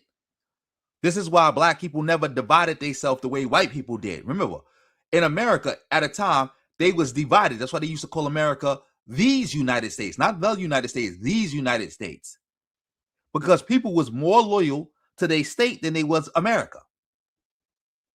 Remember, during the Civil War, Robert E. Lee was placed in control of the Union Army. He left that control to go command the Confederate Army. Why? Because he said he'll never raise his sword against Virginia. He was more loyal to Virginia than he was to America. That's how it was. Like these states used to be like being from a different country. And that was kind of the same thing culturally with black people, but we never divided ourselves like that because, again, we understood race is first. Race is first. Race is first. Supremacists like to use minions against us. And the most easy minions to get against us and the buffers to get us are people who got melanin. So they let over these melanated people who they say look like us and is us, but they don't have the same spirit or the same disposition as us, and they'll set them and put them in places to undermine us. And we up here looking at them thinking, okay, they're like us, so they got the same code of conduct that we have, and they really don't. And that's the problem. That's why delineation is very important. You understand? You know what, bro? Now, I'm going to say this. Yes. Those type of Africans, I don't deal with them, bro. The ones, see, I'm gonna say this, bro. Look, I've been around some Africans, right? That's 100% for the black movement. I'm talking about, like, man, look, they all the way down to the wire with it, right? Now, those Africans, I rock with. Now, the ones who got that colonized state of mind that's on the bootlicking type stuff, nah, they stay on over there with the YT man. Right, and here's the problem. What they do, they deliberately. Exactly. That's the funny part about this. Like, that's what I say. Like you making a great point, Vegeta, and Tariq and them not bringing that up. They're not bringing that up at all. And look, now Tariq is about to try to justify hating on all Africans. Mind you, the brother just said, all right, Tariq, I agree with you. The ones who don't like us, they can stay with the white man. But the ones who are for us, I'm rocking with them all the way. Now Tariq is about to say that's a problem. Let's listen to that. We get these people who are not of foundational Black American descent and then try to put them strategically in political positions, knowing that they're going to undermine us, like Obama. But again, the brother just said he don't bang with Africans like that. He bang with the ones who are riders with us. So what's the issue? What is the issue at play? So we gotta you trying to justify attacking all black people because some all black immigrants because some of them work with the white man. By that logic, why can't we attack all black Native Black Americans from certain states for working with the white man? What state is Clarence Thomas for? Clarence Thomas has done more to hurt black people than any man or woman in the history of this country. Would we be justified to go after all of them because of that? Let me know. Inquiring minds want to know. Will we be justified? Because again, I'm about to look that up right now. Shout out to Mr. G's for the 5. What you say? Oh, I already did a video on that. I did a video on that happening in California. I did a video of that happening in New York. I did videos on this. But yeah, let's let Tariq keep going and explain why he can justify attacking all black immigrants. There was a reason why they got Obama and elevated him. It was his DOJ, Eric Holder. Then they got Colin Powell, who's Caribbean. Then they bring in the Kamala Harris, who's Caribbean and Punjabi. They understand how that cosplaying works and works against us, how they'll look out for other immigrants, but they'll tell us they're not going to do a damn thing for us. That's the reason why we got to delineate. We're not the same if you rocking like that, because black politicians, a lot of them who used to be from the lineage back in the 70s and 80s, they would actually look out for the black community. What happened about all the black politicians who are not looking out? Because you didn't even say all of them. So again, this brother just said he only rocking with the ones who rocking with us. But you saying we got to throw them all away because of what some of them have done. What are you saying right now, though? You saying, well, back in the 70s, most of them. So that means there was a time in the 70s where all of them wasn't rocking with us. And what about now? What about the Native Black American politicians now? What about the Tim Scotts now? What about Ben Carson's now? What about, again, the Clarence Thomases now? What about them now? Maynard Jackson, Marion Barry, Harold Washington, Coleman Young out of Detroit. They would actually do things for the Black community. All of a sudden, we get these tethers who are in office, and the Black community is gutted, and all of these. Tether's a slur. And who believes that? Who believes that? Who believe a bunch of Black immigrants got into office and then just gutted the Black community? I thought y'all used to say integration gutted the Black community. I thought y'all used to say Black feminism gutted the Black community. Now it's the immigrants. Every time you turn around, it's a new group that gutted the Black community. These immigrants are coming in getting funded. That's not by accident. And then we look up and see the Wes Moores and the Byron Donalds and all of these people with Caribbean backgrounds and African backgrounds. So yeah, we're going to say something about that because that's a pattern that we can't ignore no more. Yeah. What's the pattern with, like, you could find this, you could justify this with anything. Like, Tariq, you know you married to Peanut, right? You know Peanut is biracial. You do know there's a bona fide track record of biracials undermining Black people. Like, undisputed, undeniable. Even going back to slavery. You know the majority of all slave rebellions failed in America because biracials sold them out, right? It was biracials who sold it out. Like, who sold out Denmark Vesey? Biracials. Who sold out the 1811 Germans? What is it called? 1811 German Coast Slave Rebellion. Who sold that out? Biracials. Who was a lot of the people who was working as slave catchers, slave patrols, and was the ones infiltrating the slave quarters to let the white man know when it was about to be a rebellion or people was about to run away? Who was the one undermining and finding out all this information, working as a double agent? It was biracials. It was biracials. That's a fact. Who were the ones who was undermining reparations right after slavery? Biracials. Who were the ones undermining Black nationalism after slavery ended? Biracials. Every movement you can find biracials undermining it every time without exception. Who's the main group undermining Black people right now that you see being human shields? Biracials with white mothers and Black fathers. Like, the majority of biracials you see talking crazy about Black people, they got a Black father and a white mother.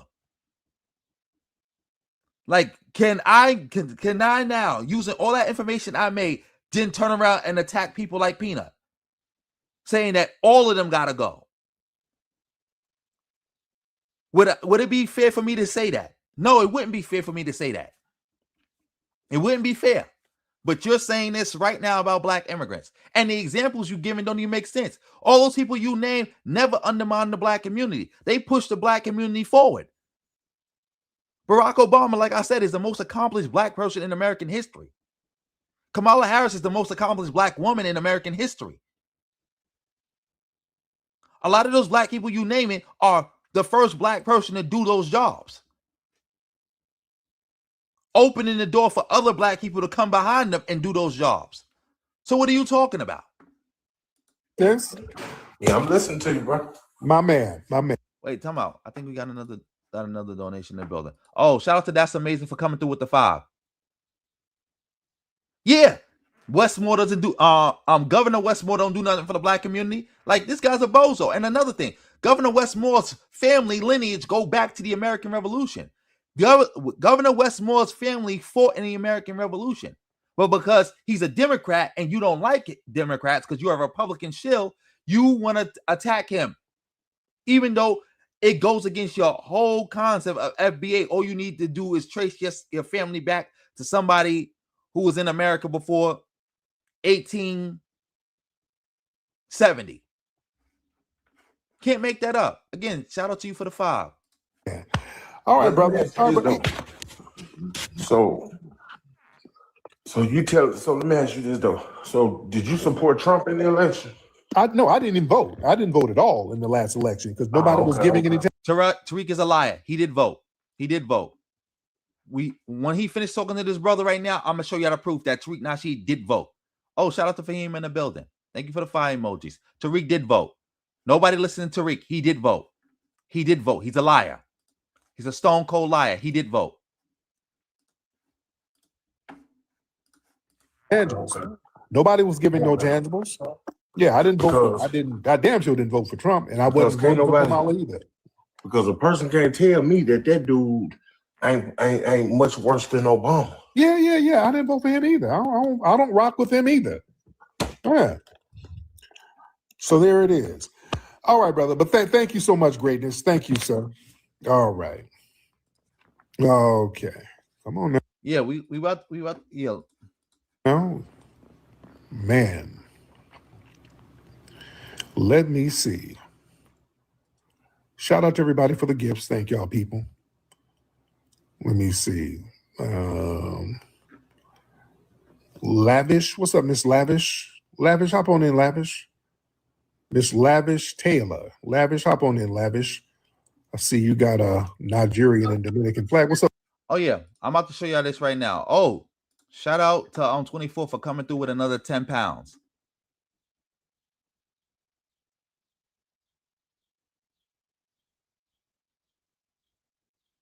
Exactly. Like I said, like these dudes ain't nothing but colorists. We know what it is. Because again, like I said, the same justification you using to attack Africans, I can use to attack biracials. Times 10. Times 10. Times 10. But if I was to do that, I would be dividing black people. And we all black at the end of the day. Oh, shout out to Tony Robinson in the building. Tariq is a habitual liar. But yeah, let's get back. Let's get to this. Because remember, Tariq said he didn't vote. I want y'all to watch this real quick. Before we get to the part where he voted, we gonna watch this. Artie?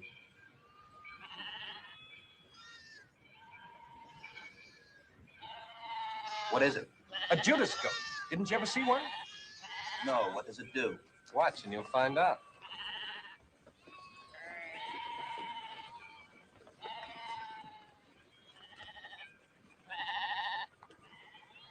See, when they get to the slaughterhouse, he ducks to one side and the silly sheep go in to get their throats cut. That black devil knows it. That's Tariq. Again, when y'all started hearing people trying to use my term, Judas Goat, again, I didn't create the term, but I brought it to this space, this community. And you know, a lot of these FBA bozos, they watch my content and they try to take stuff that I say and bastardize it and use it for themselves. Yes, Tariq is a Judas Goat. Judas Goat, leading his people to slaughter and ducking out the way when the knives come out. Telling people to vote the couch, knowing that that's not in their best interest, while he goes votes and lives in an all-white gated community. Let's go.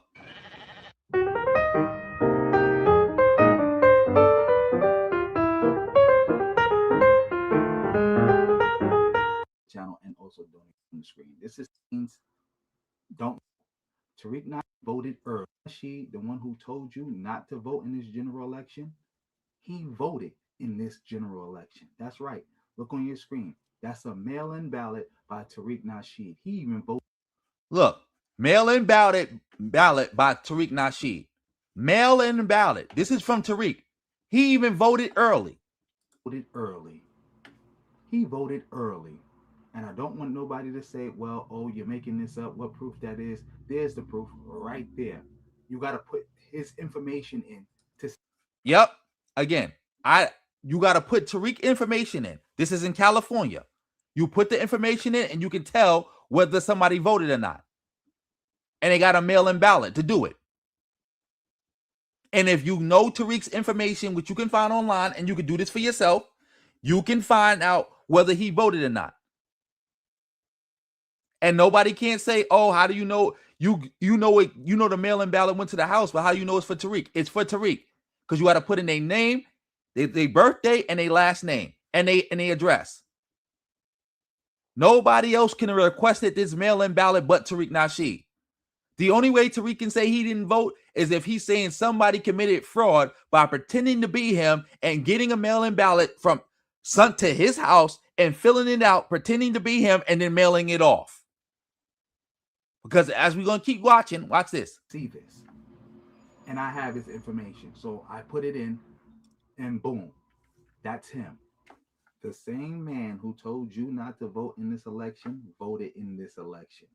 Not only did he vote in this election, he's also a registered member of the American Independence Party, a fake party that likes to pretend like they're not really Republicans, but they're really Republicans. They don't actually run candidates. They support every Republican candidate. If you even go to their website, like I did, the first thing that you see is Trump's victory speech. And that's how you know this is the perfect party for Tariq Nasheed, and it represents him perfectly. A bunch of Republicans sitting around, shilling, pretending that they're not Republicans, that they're actually independent, and they actually want to see which party is best or whatever nonsense they spew, but they really just Republicans and they pro-Trump in every way. Now, I want you to watch this clip. It's about 2 minutes long. You need to see this, and I'll be right back when it's over. You look historically speaking, Donald Trump is now under 50% in the national popular vote, barely under 50%, but he is under 50%. And I want to take a look and compare his popular vote victory to those historically speaking over the last 200 years. His popular vote victory ranks 44th out of 51. That ain't exactly strong. Some might argue that is weak, weak, weak in the words of Tony Blair. In fact, his popular vote win at this point is the weakest, going all the way back. You have to go all the way back to 2000 to find a weaker one, a smaller popular vote victory than Donald Trump currently has. So yeah, Trump has won the popular vote, but it ain't all that, my dear friend John Berman. You know, George W. Bush had a bigger popular vote Yes. in 2004. And if you're looking at a combination of popular vote and electoral college vote, look, Obama twice had bigger popular vote and electoral college vote victories. And Joe Biden did as well. Joe Biden's popular vote victory twice as Yes. big, electoral college victory a little smaller. Talk about coattails for Donald Trump. Yeah, let's talk about coattails here. So, you talk about the Senate, short coattails. States Trump won, but Democrats won or lead in the Senate race. Look at this. In 2016, it was 0. In 2020, it was 0.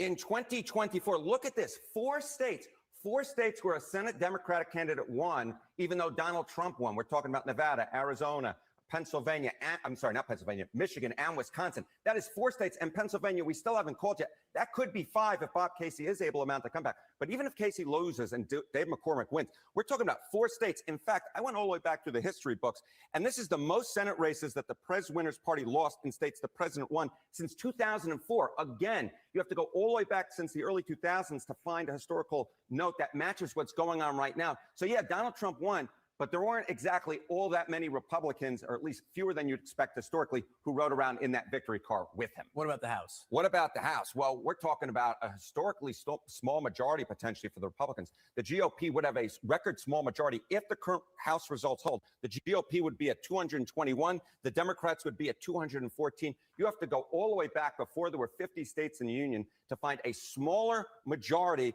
for the incoming House majority that Republicans currently hold right now at 221. And of course, that could drop lower if Stefanik Waltz or others leave the House Republican majority, which at this point seems quite likely, Mr. Brown. And again, it is worth noting there are parts of Donald Trump's victory which are notable, a realignment, historic in their own way, but the size of the victory just isn't. Correct. What we're talking about is we're talking a very wide win for Donald Trump, but the depth, it's not particularly deep. It's actually quite shallow, historically speaking, Mr. Berman. Harriet, thank you. As you heard, this was not the blowout. Exactly. Like, again, this was not the blowout election. This is why Tariq and others played a role in helping Trump get elected again. Because remember, like I said, like you just heard them say, this was not no blowout election. This was one of the closest elections ever. Black people could have came out and tipped the scale for Kamala Harris. Excuse me, I meant to say black men, because black women showed up like they were supposed to. people was looking for black men to show up, to tip the scales for Kamala, to keep this white nationalist, this racist out of office. Donald Trump. But as I showed you earlier, Tariq was shilling. He's a shill. He kept attacking the Democrats. So none of them was good. None of them was good. Why he voted for the Republicans? Why he was doing things knowing that it would help the Republicans win? Because remember, when they talking amongst themselves, they are bragging that they helped Donald Trump win. Only when people point that out, saying, "Hey, y'all pro-Trump." Oh, we not pro-Trump. We not pro-Trump. We against everybody. We against everybody. We against everybody.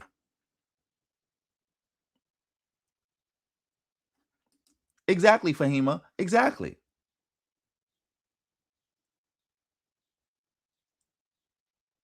Exactly.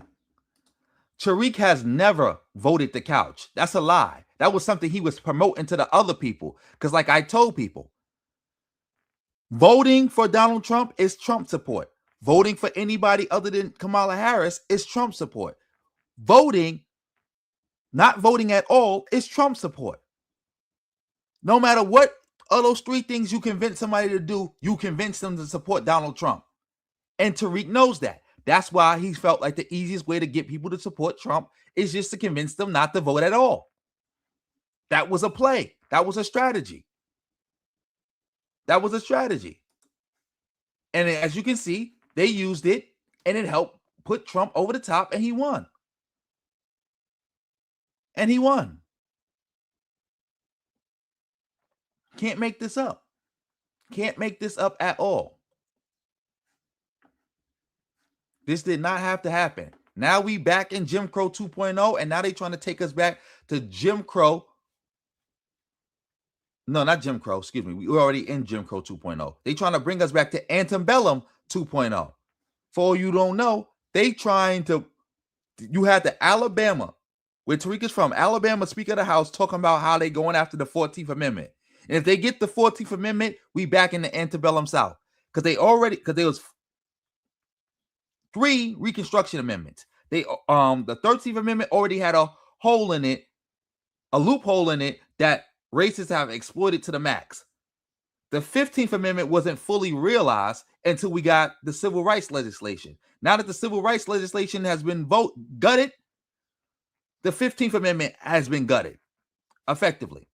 Now the only other amendment they got to get is the 14th Amendment. And once they get that 14th Amendment, we back in Antebellum South. Antebellum 2.0. Because the Antebellum South didn't truly end until we got the Reconstruction Amendments. So if they get the 14th, we back. Matter of fact, let me see something.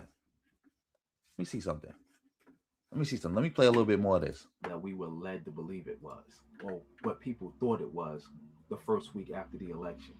And now that more and more votes are being tallied and they're being counted up, we're seeing that Donald Trump did not win the popular vote by that much. In fact, I even heard reports that when all the votes are counted, it's a possibility that Kamala could even pass him in the popular vote. And she won the popular vote. I don't know if that's true or not, but that doesn't matter. What matters is what you're seeing on your screen right now. As you see, this is Georgia, the first state to release their full picture of the election. And what do you see? Yeah, let's go to that real quick because in fact, yeah. Well, certainly is. Again, this is the Alabama Speaker of the House speaking about trying to get the 14th Amendment gone.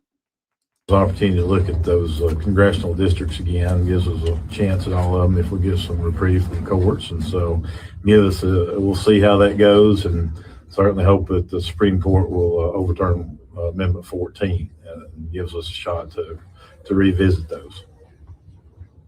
What would you say from your perspective? I mean, other than Mr. Pro Tem, everyone was relatively silent on the goings-on. What would you say from your perspective is the biggest misconception about what the bills do, and a message that you'd like to see out there? Yeah, that's a great question. I think the biggest misconception is, the thing about it is people tend to forget what happened when this thing went to court before. We actually, the Republican Party had that seat in, I guess, in Mobile, number 2 seat, that's the congressional seat 2. So the district 2. And so that was one of the things, there's been push through the courts to try to overtake some of these red state seats, and that's certainly what happened in that one. And with the ruling that happened in Louisiana, we felt like it gave us a chance to maybe regain that seat, but also opened up District 7. So I think that's happened. All we need now is the courts to overturn 14, and we can look at a new election. The thing is, if we did nothing was going to happen. And I applaud the governor for calling us back in and give us a chance to revisit that and look at it. And what happened here in Montgomery and that Senate seat probably should never happen to begin with. And so, of course, I'm at the point that probably none of it should happen to begin with. We got 3 branches of government. It's our job to legislate, to draw those district lines, and for the court to interfere with that. And to be honest with you, I thought it was a slap in our face because we'd spent hundreds of thousands of dollars in reapportionment drawing those maps. And they let an 18-year-old kid from the university, or I don't know how old he was, maybe 19, send the map in, and they took it without consideration for what we had done. And, the way that the system is set up, that's the job of the legislative body. And I think we've done it in an appropriate way, and it's disappointing that they didn't follow that rule. Well, certainly gives us an opportunity. Yeah, that's enough of that. It's over. But as you can see, they got the Voting Rights Act, and they immediately redistrict Alabama to get rid of the black representation. Now that he's talking about, let's get the 14th Amendment. They're calling for the 14th Amendment. This is why all those bozos talk about, oh, Trump talking about changing the 14th Amendment. That ain't got nothing to do with black people. Like, yes, it does. Any attack on the 14th Amendment or any changes to the 14th Amendment will have a direct effect on black people. Because it'll open the door for other people to try to gut the 14th Amendment, or it'll just gut the 14th Amendment right then and there. Because again, you don't know what the Supreme Court is going to rule. You don't know what they're going to do. And no matter what they rule, again, if they allow Trump to redefine the 14th Amendment on the fly, why can't they just say, hey, you know what? Let's just gut it all together. Let's just gut it all together. This is where we at right now. This is where we at. Like, you can't make this up. You cannot make this up. But anyway, yeah,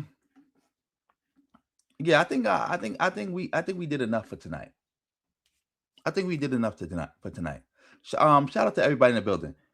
Shout out to everybody in the building. Oh yeah, it's about to be 6 a.m. So yeah, I definitely about to call this a night. First and foremost, I want to say thanks everybody for showing up. Thank you for all the support that was given tonight. Everybody who commented, everybody who hit the reaction heart, everybody who donated, much appreciated. Thank you, thank you, thank you. Also, family, if you want to support me, you can support on the PayPal, support on the Cash App, support on the Venmo. This is for people who don't want to be seen, or if you do want to be seen, just let me know and I'll show you. Because somebody on Wednesday hit me on the Cash App. I don't know if they want a shout out or not, so I'm not shouting them out, but I will say thank you for that $5 on the Cash App. But yeah, let's run it down tonight. Shout out to Kadash for coming through with the jewels early on. I think it was 750 jewels. Much appreciated, Kadash. Hopefully I'm saying your name right. Shout out to Visionary for coming through with 199. Shout out for Lord of Slaughter coming through with 199. Whole lot of ones beat a whole lot of nuns any day of the week. We take it all. Shout out to Visionary for coming through with another 199. Shout out to Visionary for coming through with another 199, the triple up. Shout out to 24 for gifting 10 memberships. Family of 24 gifted you a membership. Make sure you thank him and make sure you keep it going. Also, you can hit that join button and get a membership for yourself. Shout out to Visionary coming through with another 199. Shout out to 24 for coming through with 10 pounds. Shout out to Raw Royal for coming through with $10. Shout out to Visionary for coming through with another $1.99. Shout out to J.K. Perkins for coming through with $5. Shout out to Brandon for being a member of the channel, going on his second month. See, Brandon, I think Brandon got his own membership, or he was gifted one, but he decided to keep it going. You can do the same thing. Shout out to Mr. G's for coming through with that 5. Shout out to That's Amazing for coming through with a 5. And as you can see by That's Amazing's name, not only is he a moderator, but he's also a member of the channel. And shout out to 24 for coming through with another 10 pounds. Much appreciated. Shout out to everybody who came through with a fire emoji. Shout out to everybody who came through with that reaction heart. Shout out to everybody who came through with a comment. Shout out to everybody who came through with a like. Shout out to everybody who came through with a share. Again, family, PayPal, Cash App, super thanks. Much appreciated. I take it all. Shout out to Purcell for coming in through in the building. Hey, Purcell. Shout out to WT for coming through with another fire emojis. Let me see. Shout out to Fahima for coming through with this comment. Yeah, you already know that's the case. They trying to solidify their power now before that happened. They're trying to solidify their power right now before that happened. It's pre-sell or per-sell? I think I forgot how to say your name.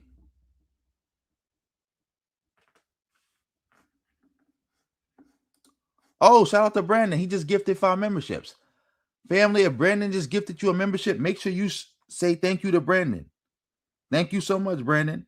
Thank you so much for coming through with that 5 memberships. Much appreciated. Much appreciated. Much appreciated. But anyway, family, I'm about to end this tonight. Salute to everybody who came through. Thank you so much. Thank you for the fire emoji. But yeah, let me get up out of here. Yeah, pre-sell. I don't know how I forgot your name. I'm sorry. Because again, I'm not too good with names. Don't believe. I didn't mean no disrespect. I'm just not good with names. I'm not good with pronouncing them or remembering them. But shout out to you, pre-sell. Happy to see you in the building. Shout out to 24. Somebody asked me a question. I'm very familiar with Tahaka Bay. Me and him got smoked. He don't like me. He already know what happened. He do not like me. Yes, Benevolent, I'm still doing pre-record videos. I'm still doing them. I haven't been able to do them for a while because I got stuff going on. I got my kids, but I'm still doing them. I am still doing them. I'm probably going to do one today. Shout out to you for even asking that question. And yeah, family, if you want me to do a video for you or touch a specific topic, you can just donate and just ask me to do it, and I'll touch right on it. Thank you for bringing that up. That's right. PayPal, Cash App, super thanks. Just tell me what you want me to do, and I'll do it. Make sure you email me too. My email's in the description box below. Matter of fact, I'm about to drop my email right here. Email me if you got something, if you need to contact me. Let me see. Here's my email. It is my email. Let me see if I could get the email because it's supposed to be in the description box below, but let me just drop it directly so people can see it.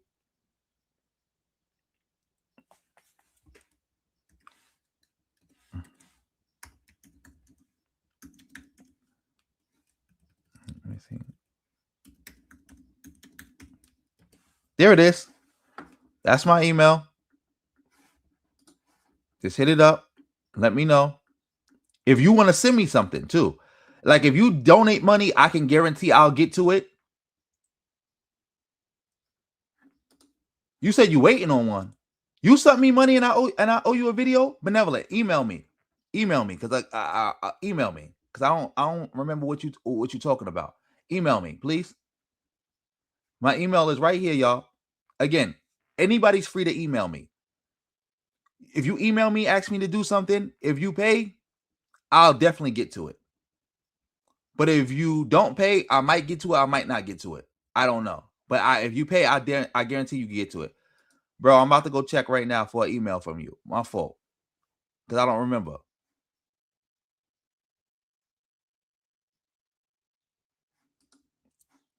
Because they pretty much ignoring him. Like, again, they already dealt with the FBA issue. Like, a lot of mainstream media, he's not big enough to talk about. And they already exposed the FBA hate cult and the grift. They already did that. But anyway, it's getting kind of late. I'm getting off this. Remember, family, you could donate for a pre-record video or just request one. And shout out to everybody for all the love and support I got tonight. Much appreciated. Much appreciated. Much appreciated. Go subscribe to my second channel. Let me put that in the comment section. My second channel. Go subscribe over there because I do videos over there too. A lot of times the videos over I put some new videos up there that you don't see over here. Let's see.